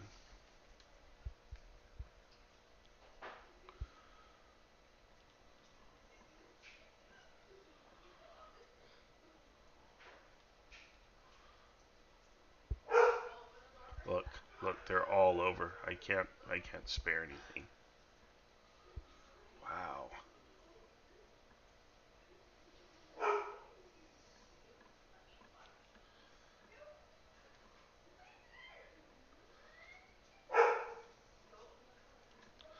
part of the line's starting to give way, and I don't have a reinforcement now. They've taken a lot of hits.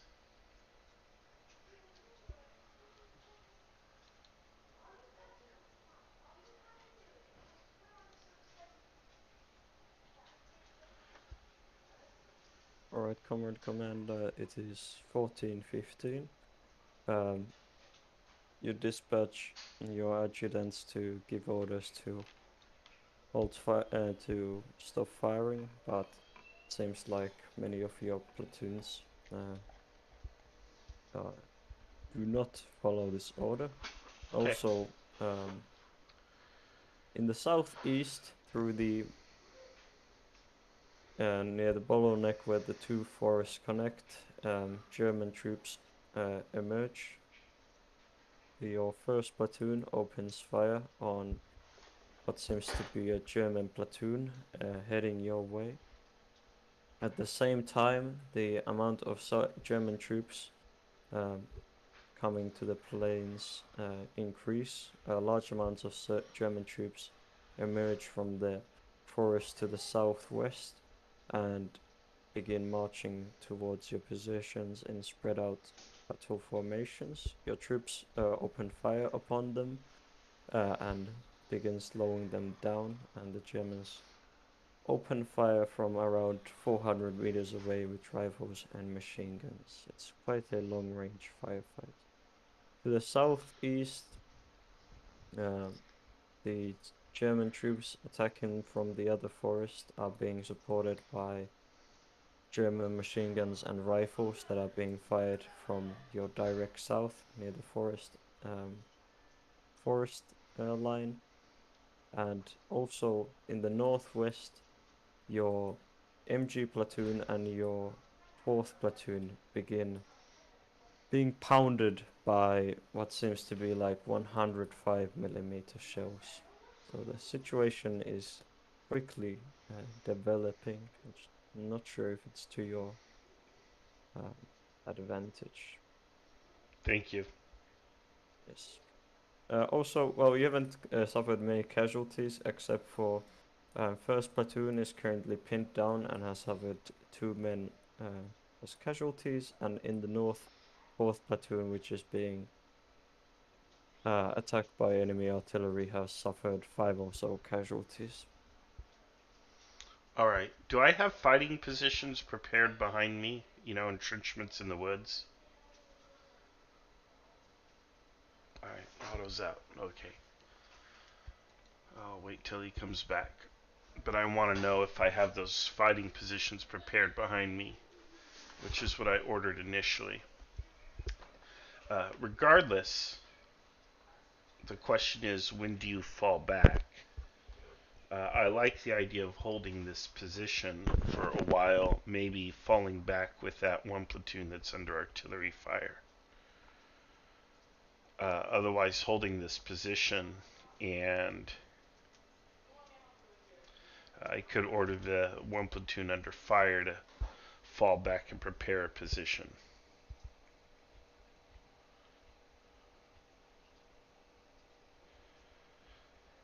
So I could do that, and then the rest remain online, just because we're at a minimum we're holding them. Because if they're halted, then they're not doing their job, which is to take ground and take that rail line. We're buying time. If I fall back, I give them ground and they advance towards their objective. If I'm not really taking casualties, then I don't see why I would give up ground. Even though the firefight is very long range, I haven't received any reports that we're limited on ammunition or anything. I would give the order to slow fire and try to conserve ammunition, because we want to draw them in closer. So that's what I'll probably do. Want to draw them in to a kill zone and then kill them.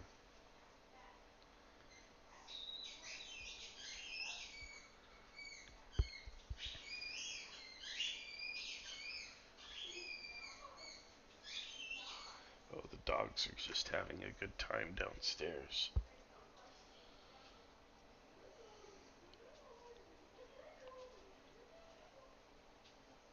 Right, do you have any orders, Comrade Command? First, a question. Do I have fighting positions prepared in the woods behind me? You have one fighting position for at least for a company directly northeast of you, and a machine gun company has built some foxholes in the northern end of the forest. Okay, the unit in the north that has suffered some, like, 5 casualties, I want them to fall back about 100 meters into the woods and prepare new fighting positions for themselves. That'll be their new position. All the other units are to remain online. The machine gun unit and the 2 platoons in the middle that are relatively unaffected, I want them to slow down their rate of fire, conserve ammunition, take only aimed shots, let the enemy come at them, and then they can open up again. But I want them to Alright. slow down their fire. I'm trying to bait the enemy into rifle range. Alright. Thank you.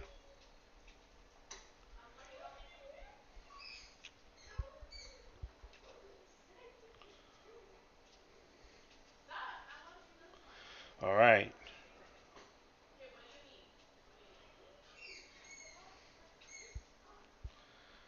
Let's see. Although we're having an oh crap moment, guys, I bet you the enemy is experiencing much the same. And he's even more exposed than I am. Less cover. We're holding him, which is our job. Haven't suffered a lot of casualties, so even though it sounds scary and it looks scary, at this point we're winning. At what point he's not advancing, we're winning. Now, if he begins advancing and we end up giving ground or losing, suffering more casualties than him, then we can revisit the calculus. But right now, this is as good as it gets, guys. So yeah, we could be, I guess, killing all of them and capturing them or something, whatever. I don't know, but that would require us to attack, and I think the odds of an attack would be very poor. So let him come to us. Right now, if the battle were called right now, it's a win. But we'll see what happens. I don't see any vehicles. I don't see any tanks or half tracks or anything coming at us. So without heavier machinery coming at us, I don't know. I would say that if we have very heavy artillery, now's the time to use it. Now is definitely the time to use the big stuff.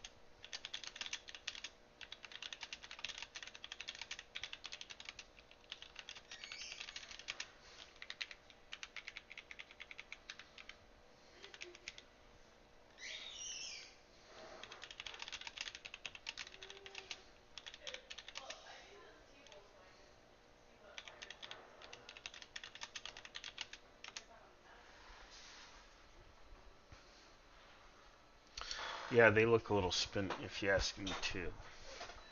So, we'll see. I'm actually more concerned about these guys that are in the woods. That they're going to pour through this center here on the left, and then I'm going to have to redeploy that way.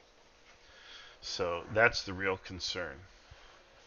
If my left over here starts to give way, I guess I could draw it on the map. But if they start to come, you know, through here, then I'm the one with the turned flank. I'm the one that's in trouble. So I am worried that we're going to have to give up this position. But let's see what happens. Hopefully my comrades on my left flank are redeploying and doing what they need to do.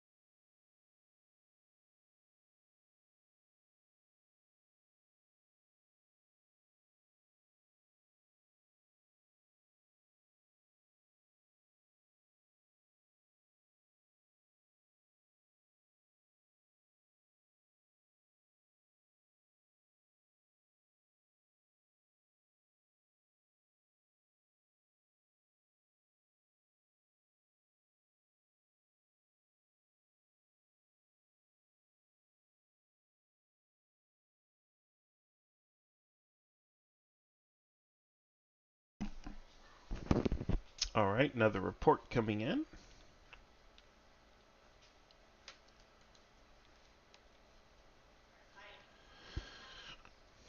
It is now 14:30, waiting for the image, and hopefully it isn't too grim, but we will see. Here is the previous one, just for reference. Let's see what's coming up. What fresh horror awaits us.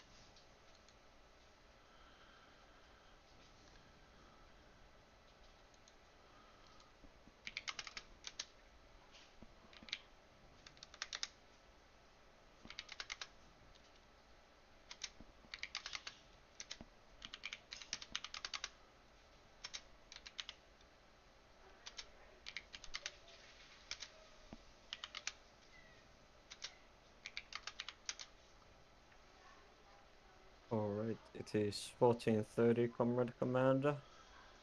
You order your troops to conserve ammo, but quite the contrary happens as the German soldiers continue advancing forwards with fire and maneuver. Your troops continue firing at them with a great great intensity. The enemy seems to be gaining fire superiority over your positions now, although, as it seems like second platoon and first platoon are at least currently being pinned down by German rifle and light machine gun fire. In addition, these two platoons also report running very low on ammunition, and they need to go back to the rear for at least 15 minutes to completely resupply. So the German troops continue advancing towards your position. They do not seem to be assaulting though, and instead fire at you with their machine guns and rifles while diving forwards. Also, the enemy artillery begins pounding the positions of 3rd platoon and your MG platoon with great intensivity, and when you look at their direction, you can only see dead and dying soldiers after the barrage. It is like a drum roll of artillery of several guns with 105mm shells shooting at their positions, which are quite exposed. Thank you.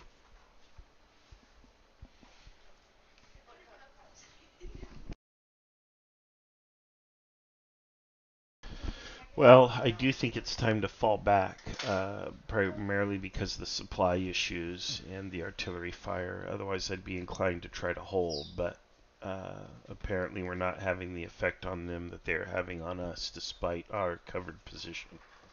Which is a bit of a surprise and unfortunate, but since they are coming on and we are not producing the impact we want to have, I think we do have to fall back. There's no heavy artillery. I'll call for it, but we will see. So I think I would call for artillery along the edge of this wood line and order my men to fall back at the same time. So that seems to be the plan.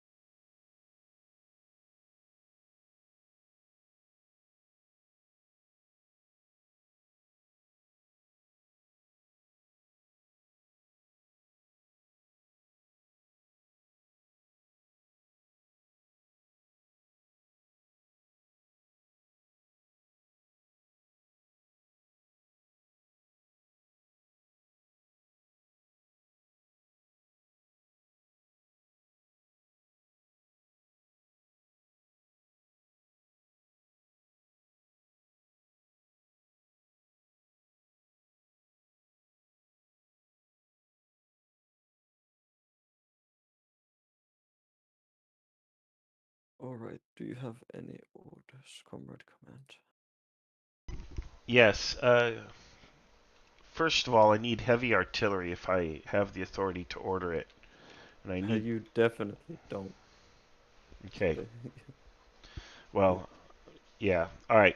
Then I need smoke along the wood line, and then I need my men to fall back to fighting positions about 200 to 300 meters to the rear.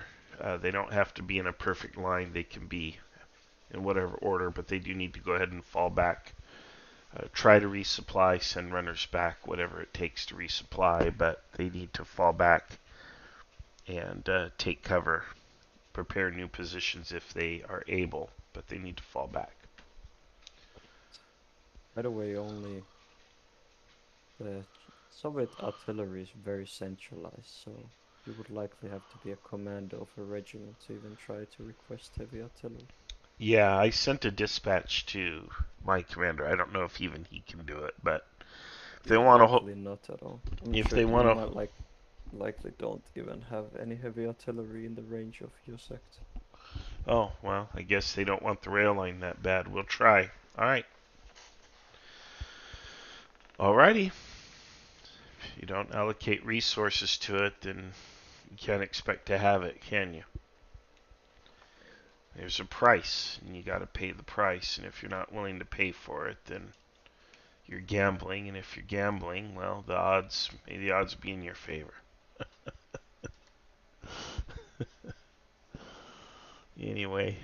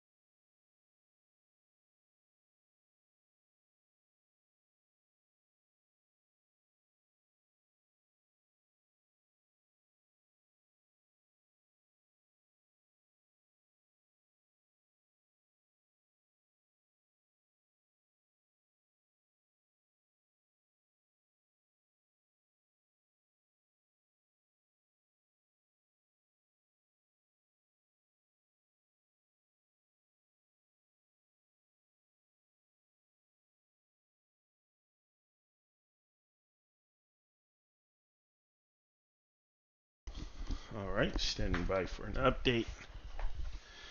Doing errands in the meantime. That is the cool thing about Kriegsspiel is you can, well, not doing errands, doing chores. You can play along while doing other things. You can be productive.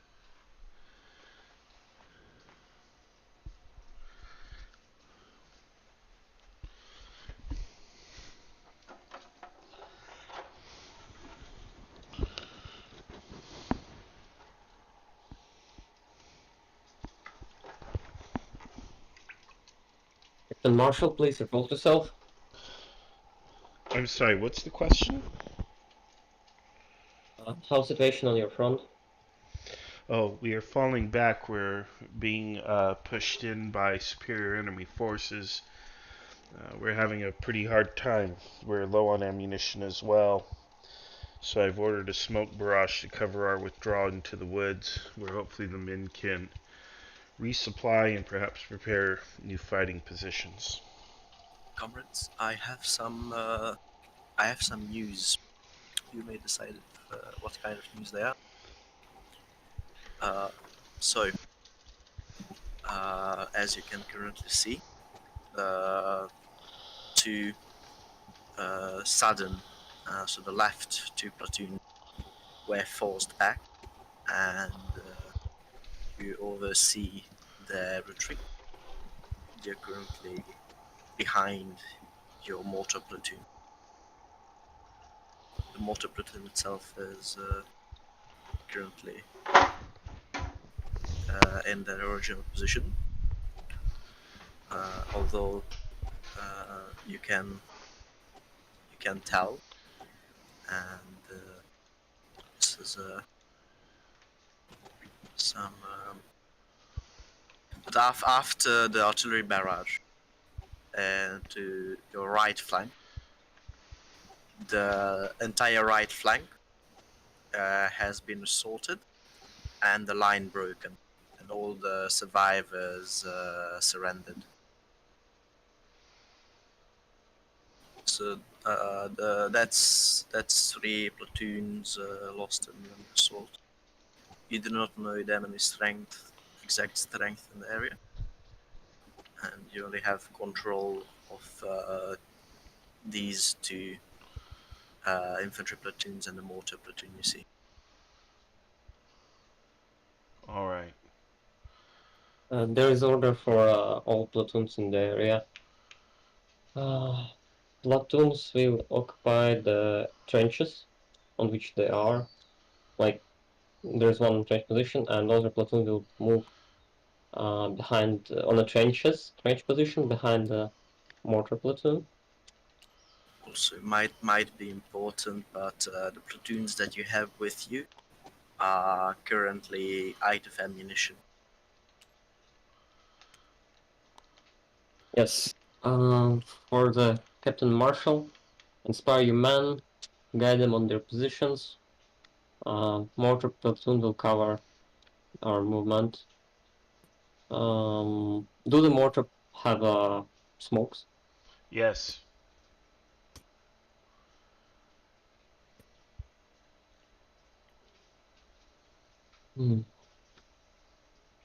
We need ammunition, so we're gonna have to fall back and resupply.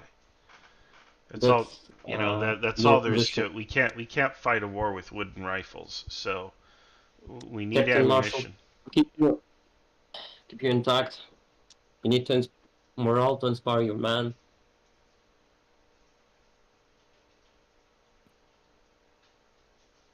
You need to occupy these trenches, these positions, and meet the enemy. The runners with munition already being issued to your platoons. I will gather some reinforcements and guard it on your position. Alright, so you want me to occupy the trenches? Yes. Okay, and Inspire your men.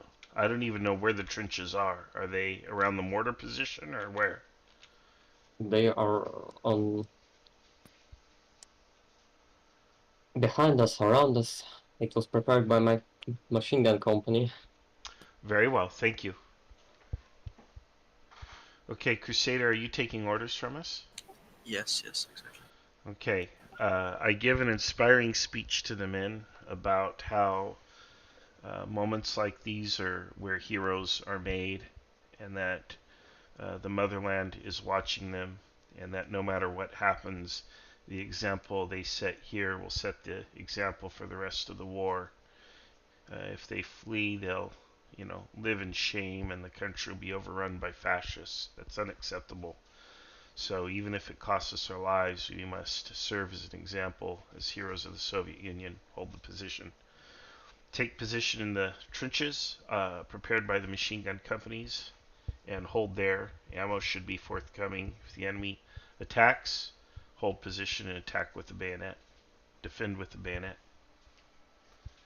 Well, great speech, comrade. Now I wish you luck, and I will move to the Captain Raskolnikov company. Raskolnikov. All right. Yes. Understood. Well, comrades, best of luck to you and your endeavor to become martyrs of the Soviet Union. I'm sure we'll succeed in that. Well, there we go. Yes. The motherland are ready, preparing their division. The people are waking up. They're being mobilized. They headed to their city. Military camps, cities, military camps, starting to preparing for avenging our souls. There you go. Well, we don't want to surrender, so we're not going to surrender to these guys. We're just going to kill them. Yeah, my my suggestion to you: pick up your submachine gun and join your men in the trenches. Yeah, of course. Pistol and everything, ready to go.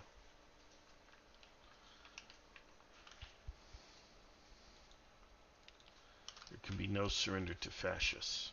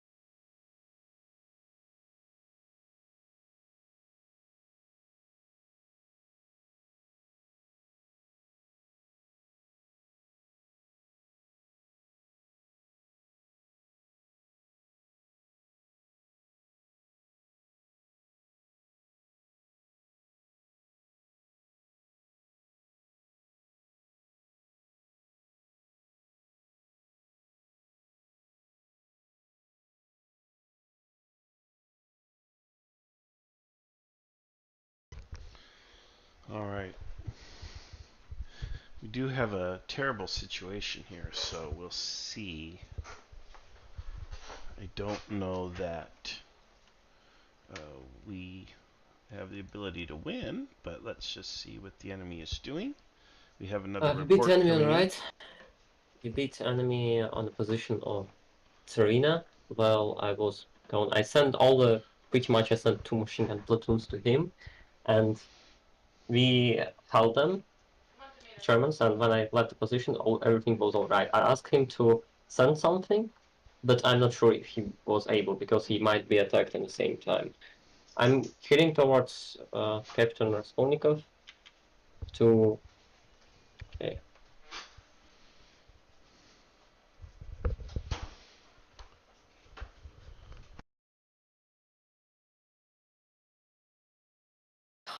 Report yourself.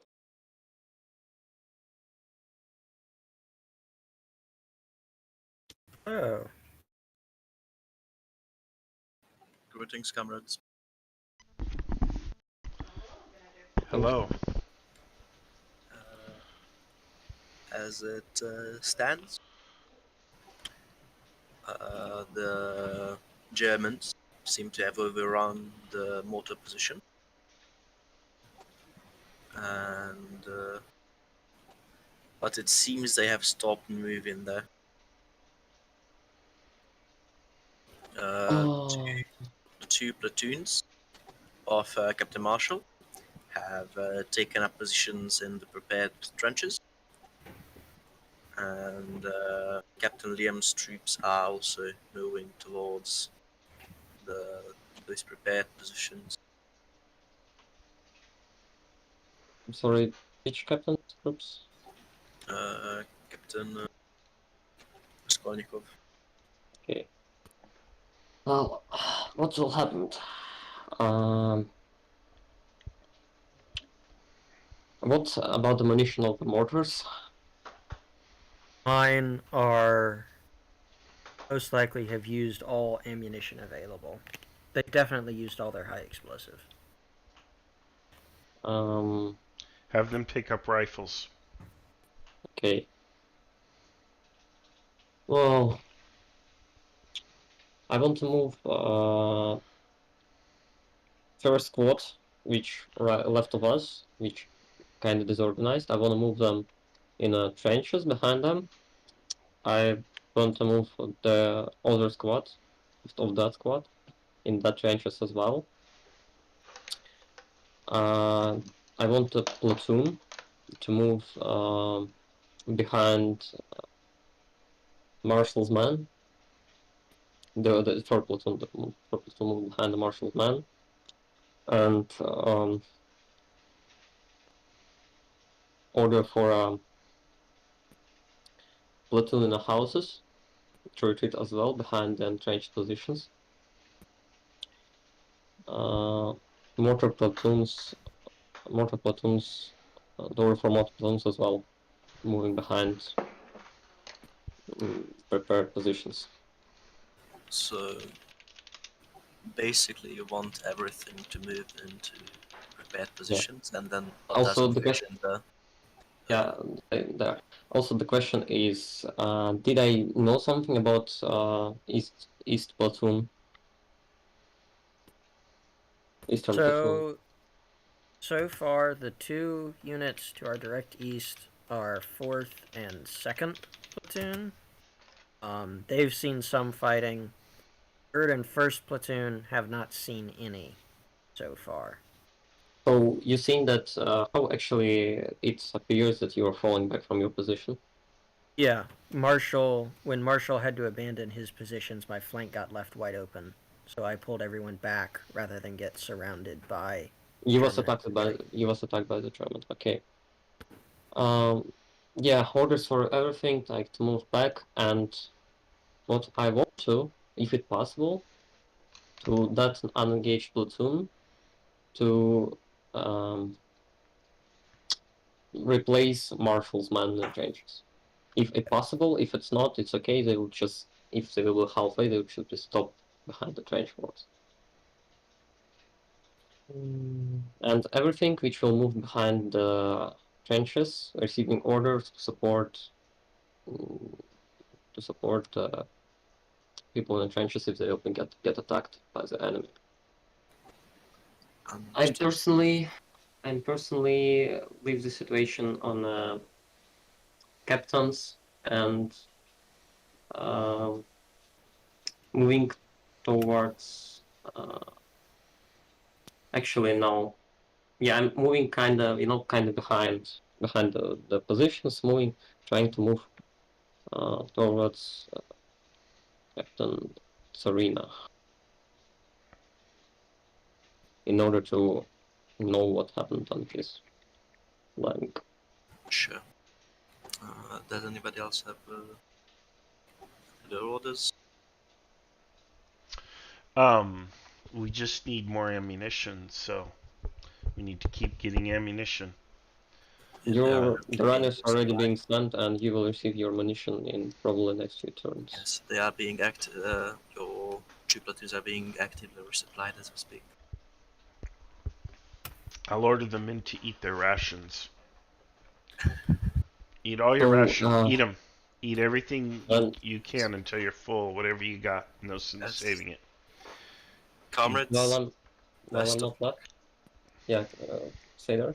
While I'm not left, actually, you cannot help me anything. You can go. Thanks. yes, best of luck, comrades. Yeah. May the motherland remember you. Captain Raskolnikov. So, actually told you the casualties in your command, in your company. Total casualties. I'm not. I mean, sure, you but very like light. very light. So 2 platoons. I mean, it's not light actually because 2 of your platoons was just kinda getting smaller in size. But yeah, Slight damage it's to good. 2 platoons, but that's it. That's it. Yeah. You And need I to kicked the use. Germans. Yeah, in the nuts. you need your troops to replace the marshal's men in the trenches once you will get there. Yep. And marshal's men will be put into reserve. Marshal, I think, yeah, that's, I guess your company was effectively wiped out. Yes. So did you send that attack which I asked for? No, it wasn't possible. There were too many enemy to our front. Okay. Mm-hmm.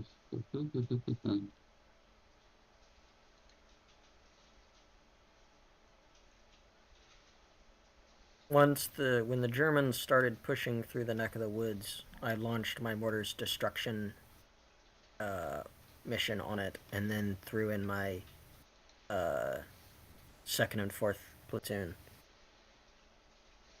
So I was able to turn back that assault. But by the time I did, Marshall had already been overwhelmed by Germans in other sectors. Okay, that's good. And just in the future, I want to say that there is you don't need to send your men to attack into the open. You just enough to make the Germans come to you and shot. You did the right choice. You retreated. That's sad that you took some casualties, but you did well, Raskolnikov.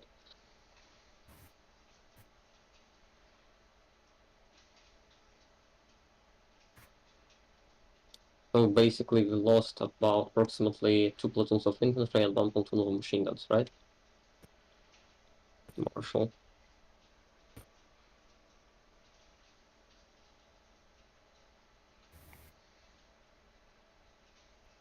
Okay, I guess. Yeah. What's the question? So we lost about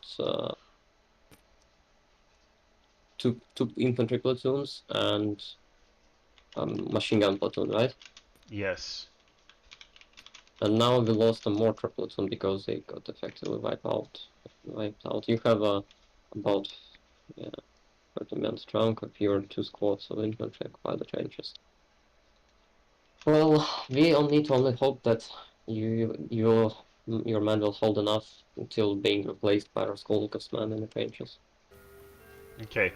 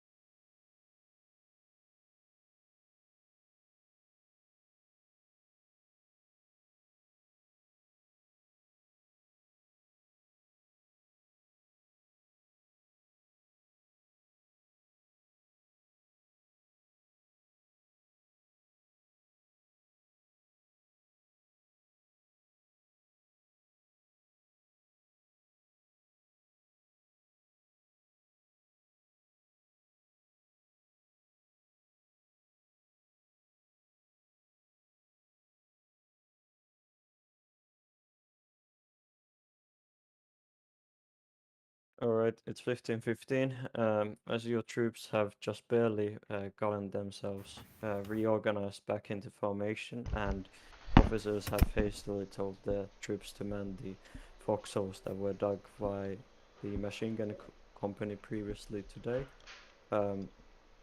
German troops start emerging from the south and from the southwest. Your troops open fire, and so does the enemy. There is an intense gunfight as your troops fight with what's left in their ammo pouches, and the Germans answer with large amounts of light machine gun fire as per usual. It seems like you are able to kill some Germans and wound some as well, at least, but the German attack is continuing, and your troops are about to completely run out of ammunition, and the men are shaken and losing faith in the battle after so many setbacks. And also you get some survivors from the first mortar platoon that was in the southwest reporting that the whole of their position was overrun by German soldiers. Thank you. We have to ask to get a refill on ammunition? Not that I know of. I mean, we may have to order it, but I'm at the point where we fall back as far as we need to break contact with the enemy and resupply. Otherwise, we just throw our lives away here fighting the enemy, or we surrender. So I mean, I don't know that we can effectively resist without ammunition. my And first and third platoons have full ammo. They have yet to be engaged. This is the first time they shot anything. Hello, do you have any Well- questions or orders? all right, my units that are out of ammo need to fall back, break contact, and resupply ammunition in the rear, whatever that means. But yeah. It basically means that the unit will just needs to be out of combat for a certain period of time, and that time they are basically like Yeah. there would in real life be wagons where they are getting ammunition from. And also it's not only ammunition. Your troops are very disorganized after just retreating and now getting into new positions and being attacked again. Yeah, well, that's the order. Whatever the implication is, they're to fall back, resupply, reorganize.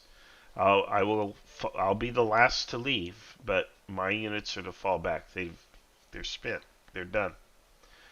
So if the other units want to stay and fight on, there, of course. But I'm falling back.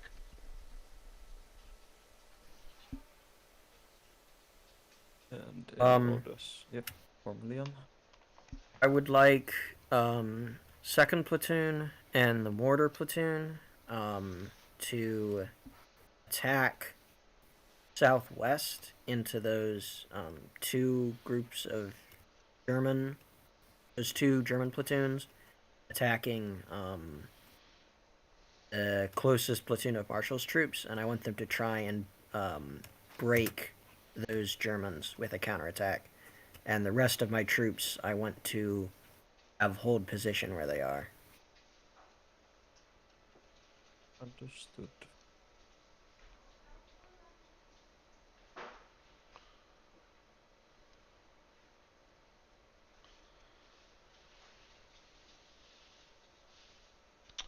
All right, you're gonna be the hero of the day either way. You're probably gonna We'll be see. court-martialed for cowardice or something, but I mean, it really doesn't matter if you are cowardly. You'll get shot for losing. yeah. Well, the problem is you can't fight a war with a stick. And a rifle that doesn't have ammunition is just a stick. At best, it's a club. If you have a bayonet and you know how to use it, maybe it's a spear. But, you're not going to fight against MG42s and, Kar 98 rifles, mortars, and artillery with sticks. So, You're just obviously not trying hard enough. Right, I should try harder. Well, I'd like to try harder with ammunition in my rifle. It's actually a true fact that the Russians didn't have tanks or stuff that could go through the armor of a King Tiger or a Tiger tank. Yeah. So how they solved the problem is that they rammed a T-32, charged enough T-32s at a Tiger that one of them would reach the point where it could drive itself onto the front of the Tiger and pin the turret pointing into the air. Then the Tiger can't shoot anything effectively because its gun is pointing up, and it can't drive away because it's got a T-32 sitting on top of it. T-34 or T-32? Sorry, T-34. The Yeah. normal. Yeah. They just ram T-34s into Tiger tanks. Wow, good orders. I Yeah. order you to, death charge a Tiger tank. Okay. Yeah. For And it's Stalin. going to take like 10 T-34s to get one close enough to actually ram the Tiger. Yeah. Yeah. So tough deal. Tough break, man. Yeah. But you got hit a whole lot harder than me. I only met the edge of a German advance. You got hit with center. Yeah, I tried to hold. I wanted to hold even longer, but ultimately, it just didn't seem to be a smart idea. So I'm trying to save lives and have the men live on to fight the next day. But I don't know. I mean, Yeah. we'll come back if we're actually able to reorganize and resupply. We'll come right back into this and counterattack ourselves. But I'm just not sure if there's anything behind you. yeah, I don't know. I mean, it's the rail line. Yeah, because Scriabin already moved all of his MGs to assist people, and his infantry has already moved off to assist others as well. So there is no line behind us. Yeah, well, we needed artillery support, which we didn't have available, and Yeah. I mean, it is what it is. But the question is, what would you do if you were in this situation? Yeah. Much of the point is that the Russians historically did get their butts kicked, because what else are you going to do? Yeah, yeah. So this would be a situation where I fall back and live to fight another day, or if I'm going to be punished, I'll spare the court-martial the work, deal with things myself. But Okay, so the game has reached a conclusion. So we're One. gonna start the debriefing. First, before we break fog of war and reveal the umpire table, I'm gonna ask the commander-in-chiefs of each side how do they think they're doing. So, Captain, how do you pronounce your surname? Scriabin, Muscovite. Yes. Yeah. Nikita Scriabin. Oh, okay, it's okay, Scriabin. Capitan, Comrade Capitan, how do you think your forces are doing currently? I think they desperately fighting for their lives. They brought glory to the motherland. Didn't disgrace it by surrendering to the enemy. We don't speak about others. We speak about Marshall's company mostly, which dying right now with minor trenches. I think, yeah, they kinda holding our last position.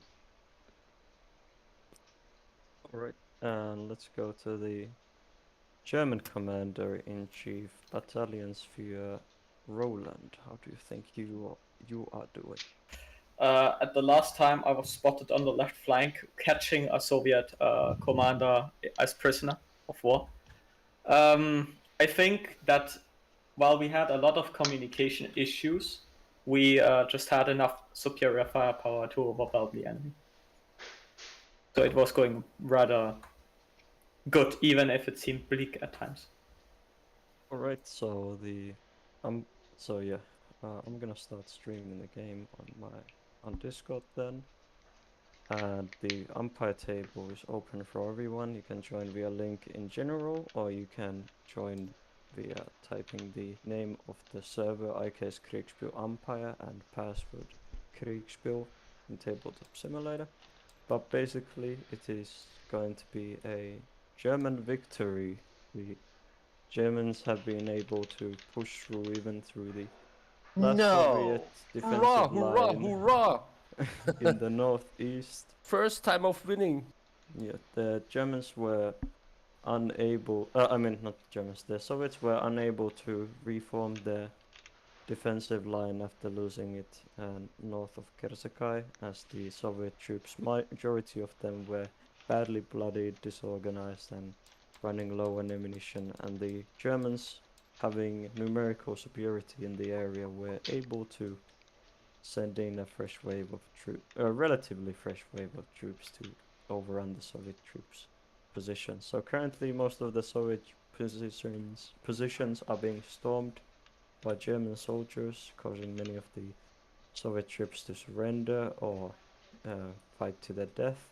And some of the Soviet troops were ordered to go to the rear to reorganize and rearm in the last stages of the battle, which was understood as the shaken platoon commanders as a general retreat.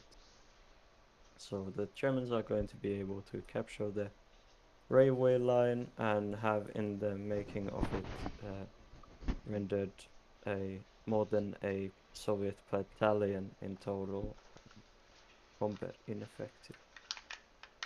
So I'm gonna first go quickly over what happened in the game, and then we are going to start with the umpires, and then we are going to go to the commander-in-chiefs, and then the company commanders. So this was by far the biggest game we've had for this new World War II Eastern Front system. So it was a bit messy at times, but I think, well, sometimes quantity is better than quality when you have so much stuff going on. And I think the battle overall went quite well. It was a bit wacky with some of the combat out in the open. But yeah, the Soviets were outnumbered pretty much 2-1 in terms of men, and they were also outgunned. The Germans were supported by 2 batteries of 105mm artillery and several mortar platoons and infantry gun platoons, and they made quite good use of especially the artillery.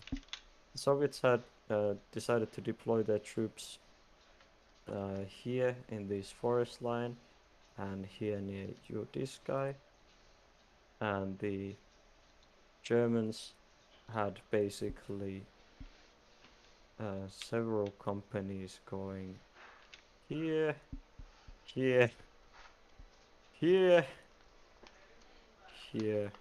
You could say it was kind of like a frontal attack in many aspects.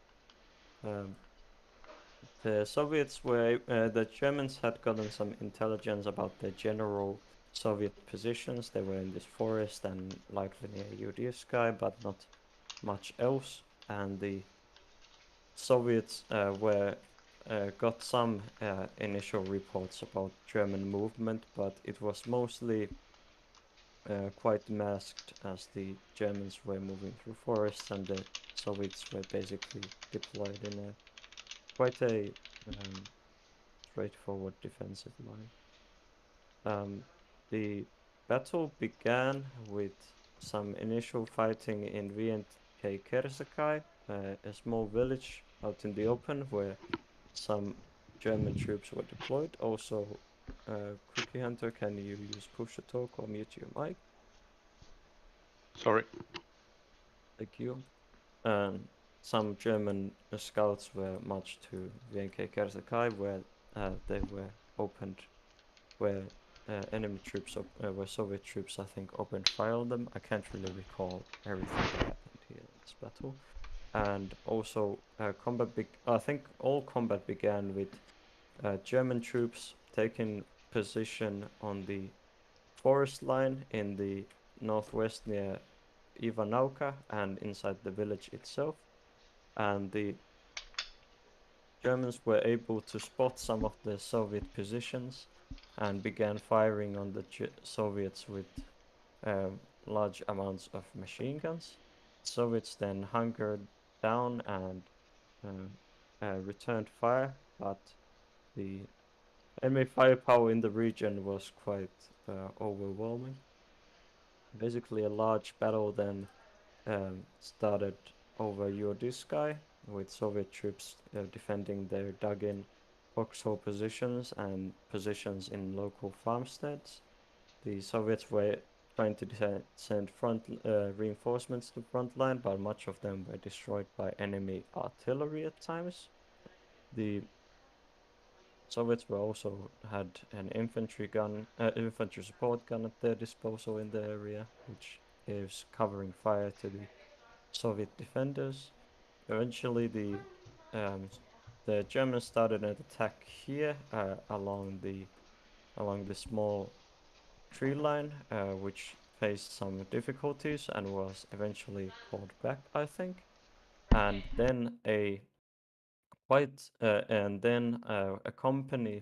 rifle company from the German side began an assault over these open plains at the Soviet positions, resulting in quite heavy casualties for the Germans, which were cut down on the open plains by Soviet reinforcements, which had just arrived to the area to form a sort of second line of defense. But the Germans were still able to cut down the Soviet positions in the area with the assault, and were able to even kill a Soviet commander of the company in the area. So basically, this Soviet company, which was called First Rifle Company of the 2nd Battalion, suffered basically likely the most heavy losses in this battle. Much of the combat was fought in their area, with German troops using superior firepower to overwhelm their opponents. In the northeast, in Kersakai, the German troops were using kind of base of fire near the forest, and also moved up troops to the open plains to pour fire on the Soviet positions. The German attack in this area was quite slow. The Germans didn't really take a gamble to assault the position like their allies in the west did, and instead tried to shoot at the Soviets from quite somewhat distant positions. Eventually, the Germans were able to beat the opponent by, for example, calling in a battery of 105mm artillery, which proceeded to completely destroy at least 2 Soviet platoons which had not been entrenched in the tree line. And this was then followed up by a general attack to the area. Soviets, meanwhile, here in this area where the 2 forests connected, were able to actually conduct a small counterattack after a friendly mortar barrage.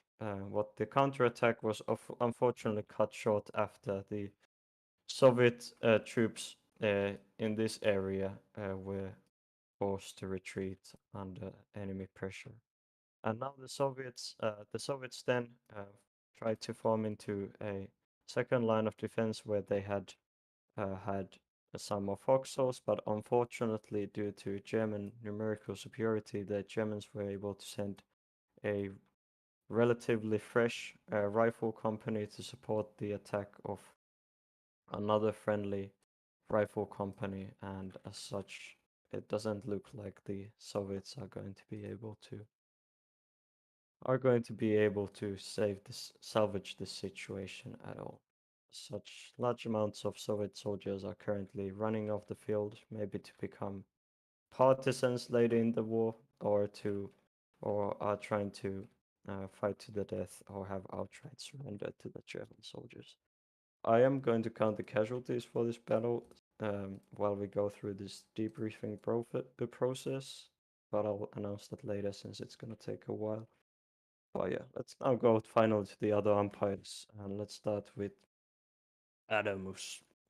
You were taking care of many of the German players. What did you think of the battle and everything? I think it was a fun battle to umpire, and I think we managed rather quick turns. I was commanding half of the German players, and I think Cookie Hunter's patient waiting on the southern front was worth it. Also, Danielson's um, central pushing maneuver was also successful. I think they deployed good tactics, and MM as a CIC was pretty competent and basically walked up and down through the front line and was present at the most crucial moments. So I think overall they made very good decisions, and yeah, I think that's it.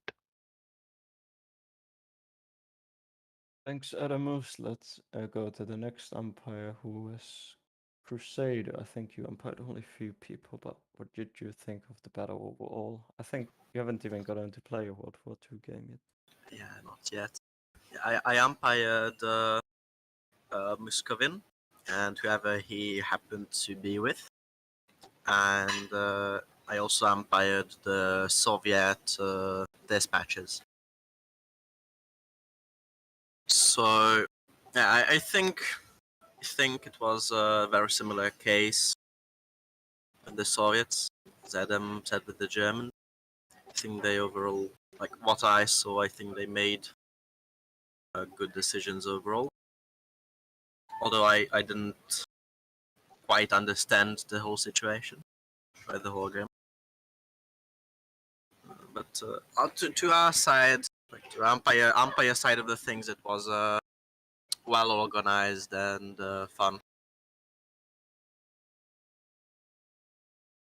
Thanks. Yeah, the Soviets were, by the way, as usual for 1941, the Soviets didn't have any radios company level, so they were reliant on runners to give orders for their troops and to coordinate with each other. Meanwhile, the German commanders could all talk to each other on radio. And let's go to the next umpire, Sir Mavko. Alright, so yeah, I've been umpiring this game, like this module for quite some time now, and this is the largest one I've handled so far. So it was an amazing game. For the ones that I umpired, I managed the German fifth, sixth, and eighth companies. For the most part, I would say the fifth and sixth, the eighth and sixth company tried their best on the west. However, it is mostly open terrain there, and since the Soviets were able to dug in and prepare, uh, the attacks that happened there were very bloody. As for the fifth company at the center, I think there were some miscommunications that happened. Some of his units weren't supposed to be where they were, but that's what happens sometimes. But luckily, in the end, even though that mistake happened, he was able to exploit the Soviets' weakened lines at the center by uh, Kursakai. Overall, I think everyone really did a great job of doing uh, what they were supposed to do, and yeah, it was a fun game to umpire. Thanks for umpiring. Um, Now let's go over to the commander in chiefs. So the Germans had uh, as the battalion sphere Roland. By the way, I just looked at the German radio channel, and they are like over 200 messages, which is quite fun. But yeah, Yeah. go ahead. Oh, Well, I must say that at the beginning, while we made a very detailed plan to overwhelm the left flank and then move on to the center, this plan got kinda. It still was in effect, but after, because some regiments were somewhere there shouldn't be, and some players were there where there shouldn't be. But we very quickly fixed this miscommunication and attacked on the left flank.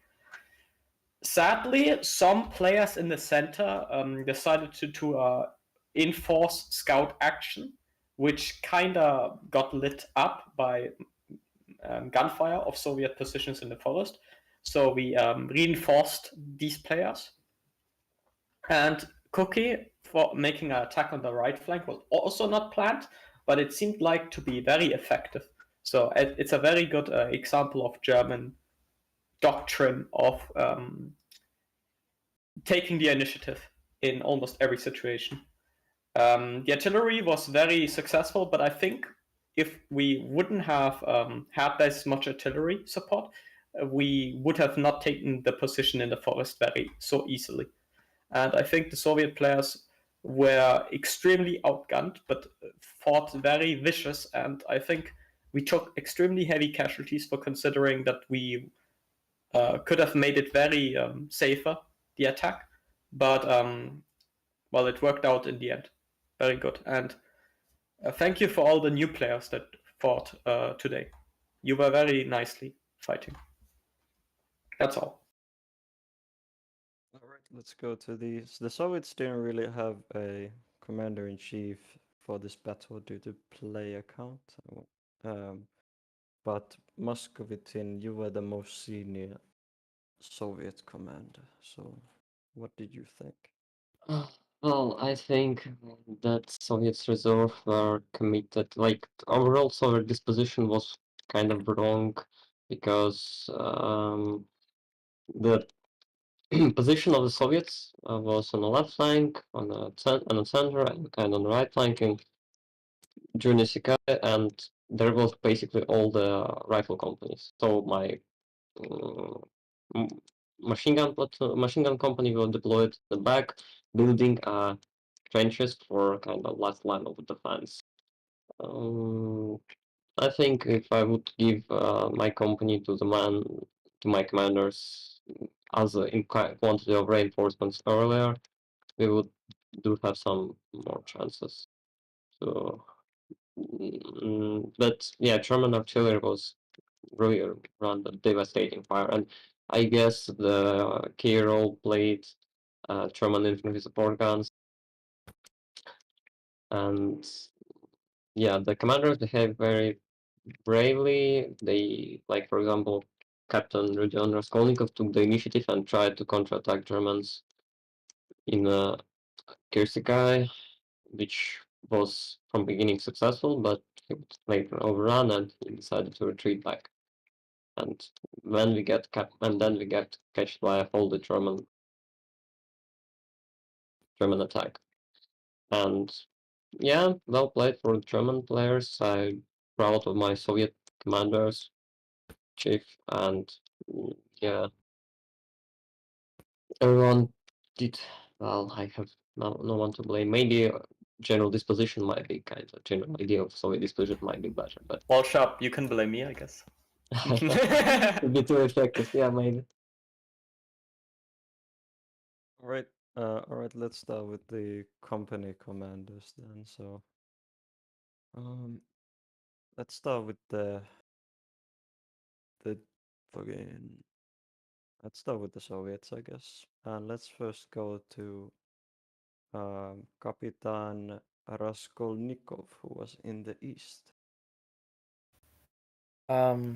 So I set up my troops watching the main road from the trees. We spent the majority of the game sitting there, staring out at nothing happening. And then the Germans finally launched their attack through the little neck of the woods. And about that time, I could see that Marshall's units to my west were taking a beating from elsewhere as well. And hearing that the Germans were trying to come through the forest in force, I had my artillery, my mortars launch their destruction mission to just blast the German advance into pieces, which it seems went quite well. And then I had two companies begin to start pushing the Germans back, and they were successful. But right after their counterattack began, Marshall's forces were forced to withdraw, and so with my flank hanging open, to avoid being surrounded, I had to withdraw as well. And although we were able to make it to the second defensive line, there were just too many Germans for my soldiers to hold off. All right. So yeah. Let's go well played. to well played. Let's go to the next Soviet commander, Marshall. Yeah, this was a glorious victory, of course, once again for me. I bravely held the line as the Germans came up. My first real dilemma was, do I support, the enemy? Do I counterattack into his flank? Because my first report was that they were moving up this road, and I was afraid that they were perhaps coming up to our east, in which case I had an opportunity to attack and smash into their flank and create chaos. But I decided against that because we really didn't know where the enemy was coming, and of course I did not have orders. So I just held position. We noticed the enemy start to appear. We held fire, held position. When he came up, I think to probe, I had an opportunity to drop some mortar shells on him and inflict some harm. So I did so. I put harassing fire on him. When he finally started to attack in earnest, that's when I was given orders to send reinforcements to the west, but I was unable to spare anything, so I just held position. I tried to hold on, but I guess ultimately the weight of enemy fire, and they were probably better equipped and better trained, they inflicted casualties so that our position was unsustainable. We then ran low on ammunition, so I ordered a retreat to resupply. And then, of course, the Germans just continued to keep up the pressure. So at the end, I ordered us to fall back, and I think we may be the only ones who escaped alive or from capture. So, in any case, it's a glorious moral victory for the motherland because we will tell the story of how everyone fought bravely to the death and resisted the fascist invaders and bought us time to resupply so we could counterattack later. We won't explain why we didn't counterattack later, but it was tough. It was a tough battle.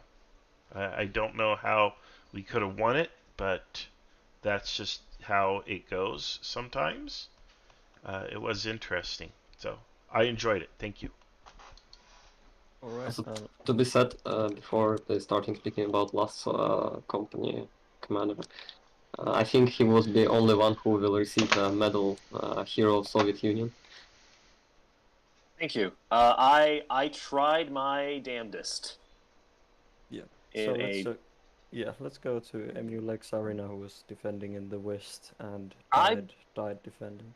Yes, I was probably in the worst position of the three company commanders, with all due respect.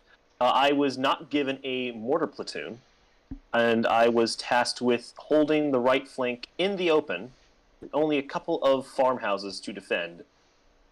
So yeah, I was figuring I was going to need to fall back and prepared to basically make a delaying force. Men were positioned around these farmsteads with a retreating line here, so they could fall back. Oh Lord, I just made another one. I'm not gonna. I do that again. But instead of retreating, when I finally got into pressure, a German machine gun company would basically lined up against this corner. in my line and made any retreat out of it impractical. So I could not have retreated even if I wanted to. I was forced to dig in and hold for as long as possible. And they held for a very long time before the main assault came. And fortunately, there were 2 platoons, one here and one here, as I was being overrun by Germans. And so I figured, okay, I can probably get out with this and whoever's left and get these 2 companies to form a counterattack to try and retake this position. Before I could do that, I was shot many times in the chest and died quickly. So, yeah, there was no way for me to assist in what was going on in the forest because I was already dead, but I think my men held for as long as they could and did an admirable job. And I do not blame myself or anyone for the result of this. It was just the bad fortunes of war. Alright, thank you. And now we'll move on to the German company commanders. And by the way, if anyone needs to go right now because it might be late for some people, go ahead and say and I'll let you speak first. Okay, in that case we will go in order.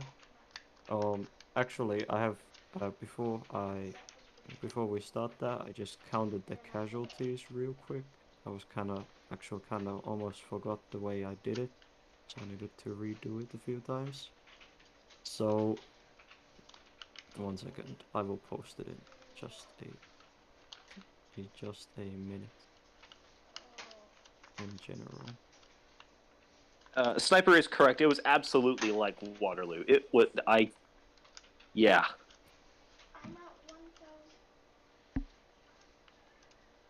Alright, so I've now posted how many troops each side had, and now I'm going to and now I posted the casualties. So the Soviets had 570 men, 2 76mm infantry sport guns, and 4 82mm mortars. The Germans had 870 men, 4 75mm infantry support guns, 6 81mm mortars, 8 105mm field howitzers. And the Soviets, out of their 570 men, they lost 280 men, 3 company commanders and 2 82mm mortars lost. And the Germans lost, out of their 870 men, 150. So the good chunk of the Soviet units in the area were destroyed in this battle. You can read the casualties in general if you want. I posted them there. But now let's move on finally to the German company commanders, and let's go in order they are in this voice channel. So let's start with you first, company commander Brandt. Hello. First off, great scenario. Good set of rules. First time I played this. Seemed to work really well. Just to say that first, and really enjoyed it. Interesting battle. I think well done to Ronan as well, because at the beginning of the game when we were planning, we had obviously new players who'd never played, and this is probably a bit more complicated than doing 7 Years' War or Napoleonic. So we were fielding questions. He was trying to get thought out a plan at the same time. It was a little bit confusing and lines are disappearing. So well done to him at least to get us all going in the right direction at the beginning of the game. For me, it was for the right flank. It was pretty straightforward in terms of just we were waiting really until we were ordered to attack, which is what we did. I did do a scout into these 2 areas here. Partly I wanted to pinpoint the Russians in this area so that we actually knew where to attack to, because we knew they were there. I realised that it probably meant that one of my units was going to get some heavy damage, which it did. However, it drew fire, drew artillery, wasted resources for them, and I felt it was worth it for pinpointing where the positions were, so we knew where to attack. I know that Cookie made a minor attack in here, and I did want to attack, but we're ordered to wait. And then Commander turned up, and we all did basically a big charge, a big attack all three of us, myself. I've forgotten who the one was on my right, my left, and my apologies. Which went exceedingly well with good artillery barrage, and we basically broke the line pretty easily, I would say, despite the defence. And then Kilo moved up and kind of did the coup de grace at the end. I thought the plan worked pretty well. I was a bit concerned at the beginning that we weren't being aggressive enough and that units from MU would come over here and defend the position, and that would be possibly a problem for us, but it wasn't. And I'd also like to finally just congratulate Marshall for his usual victory, and possibly that his survival may mean that his victory turns into a firing squad. Well done, Seth. Thank you very Thanks much. again, everyone. I worked very hard to engineer that. Thanks everyone for the game. Thank you. Thanks. Now let's go to the next company commander. Second company, Mark Student. Yeah. First, well done, Roland, for getting up the plan and getting all the newbies on board. At the start of the game, it was a bit confusing because some of us didn't have quite the units we thought were getting everything, but we quickly still decided to still follow the initial plan and launch our major attack on the left, and then try to collapse the enemy lines like a domino. No, I basically spent most of the game similar to Liam on the other side, just staying there watching what was going on before at some point launching a small attack trying to outflank the enemy, which got beaten back, and then when everybody else on my left attacked, I attacked as well and managed to pursue the enemy all the way back to close to the railroad. I think that's a railroad, huh? Yeah, it is. So I guess our plan worked out pretty well. Admittingly, we did have a major material advantage. Let's go to the next player. So, fifth company, Johnny Simplex. Hey, so this was my first game, and really enjoyed it. So thank you all for putting it on.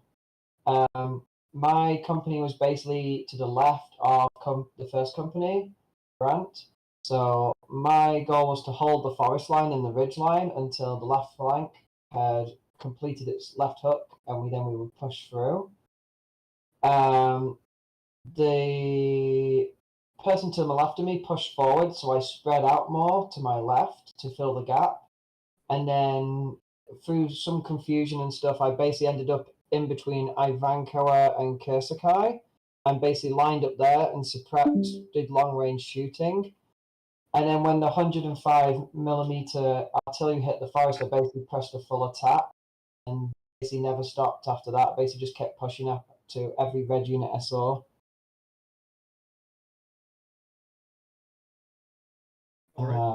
Yeah, apart from that, yeah, it's basically just push through and then keep going. All right, thanks for playing. Hope to see you more around. Yeah, I really enjoyed it. Yeah, the next World War II Kriegsspiel game is actually tomorrow, for anyone interested. But yeah, now let's move on to the next company viewer. So, 8th Company, Sophos. I'm the commander of 8th Company. My orders were initially to capture the town of Yudaskai.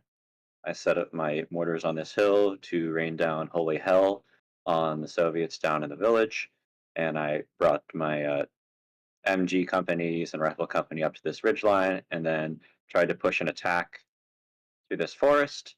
Unfortunately for us, this artillery up here pushed us back. But in the meantime, through covering fire from MGs in these positions, we were able to support attacks on the farmhouses.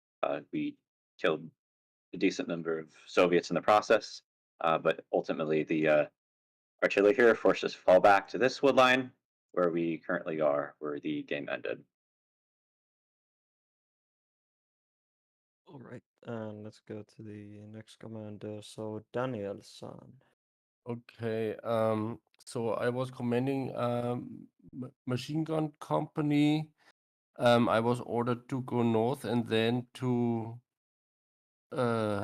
deploy at the forest to screen northeast the forest, and after that I had to advance to the house north of the little ridge and to screen what is going on north. And so I get engaged, I hear firefights and so on, and then I deployed my machine gun platoons to have suppressing fire on the north and still screening the forest line northwest. And after there were the first enemy forces to screen northwest, I deployed a battle line northeast, or I tried to do so, and to give fire into the forest to suppress the enemy forces there. And yes, at the end, I formed a battle line heading to the north and make a all-in assault to crush the last enemy forces, and that was successful. And I'm really glad to have found this project, and it was a lot of fun for me. It was my first project with this number of members, and I'm really very happy to be here, and thank you for this project. That's it. Thanks for the kind words and thanks for playing. Now let's go to, I think this is the final German company commander, Sniper. Well, you say, well, I think your mic was fine in the game, so I think yes, you can at least try using your mic. Unless you don't want to.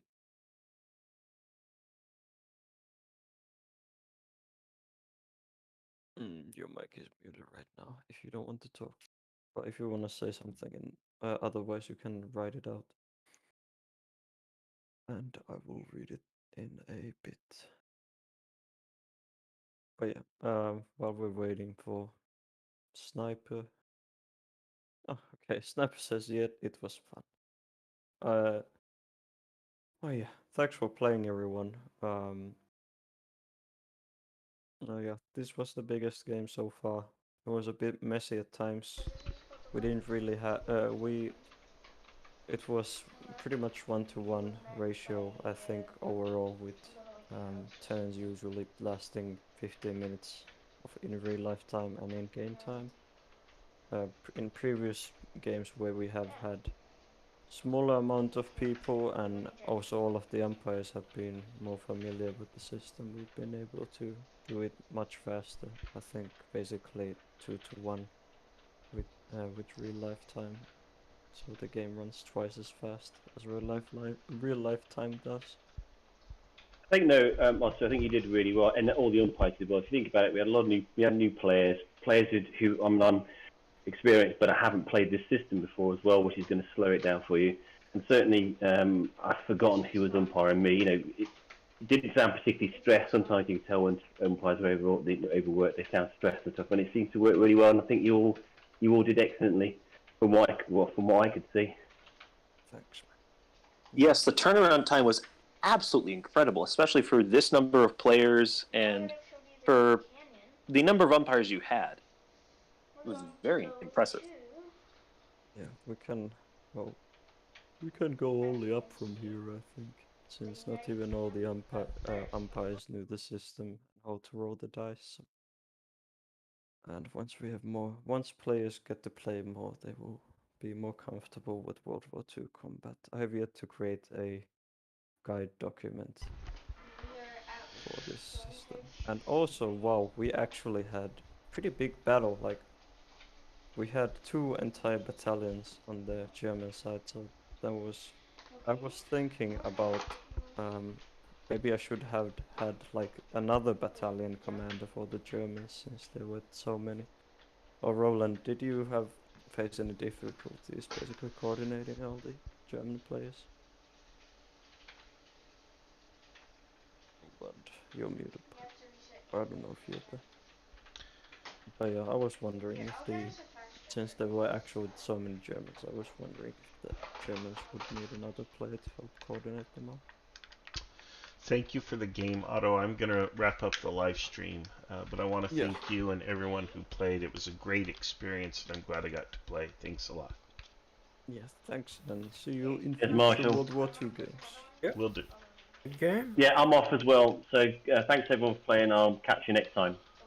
Take care. Bye-bye. All right, everyone on the live stream, thank you for watching today. We'll probably talk a little bit about this tomorrow in our Coffee Kegs Kriegsspiel podcast. I wish you all the best, and we will see you on the next adventure. Bye for now.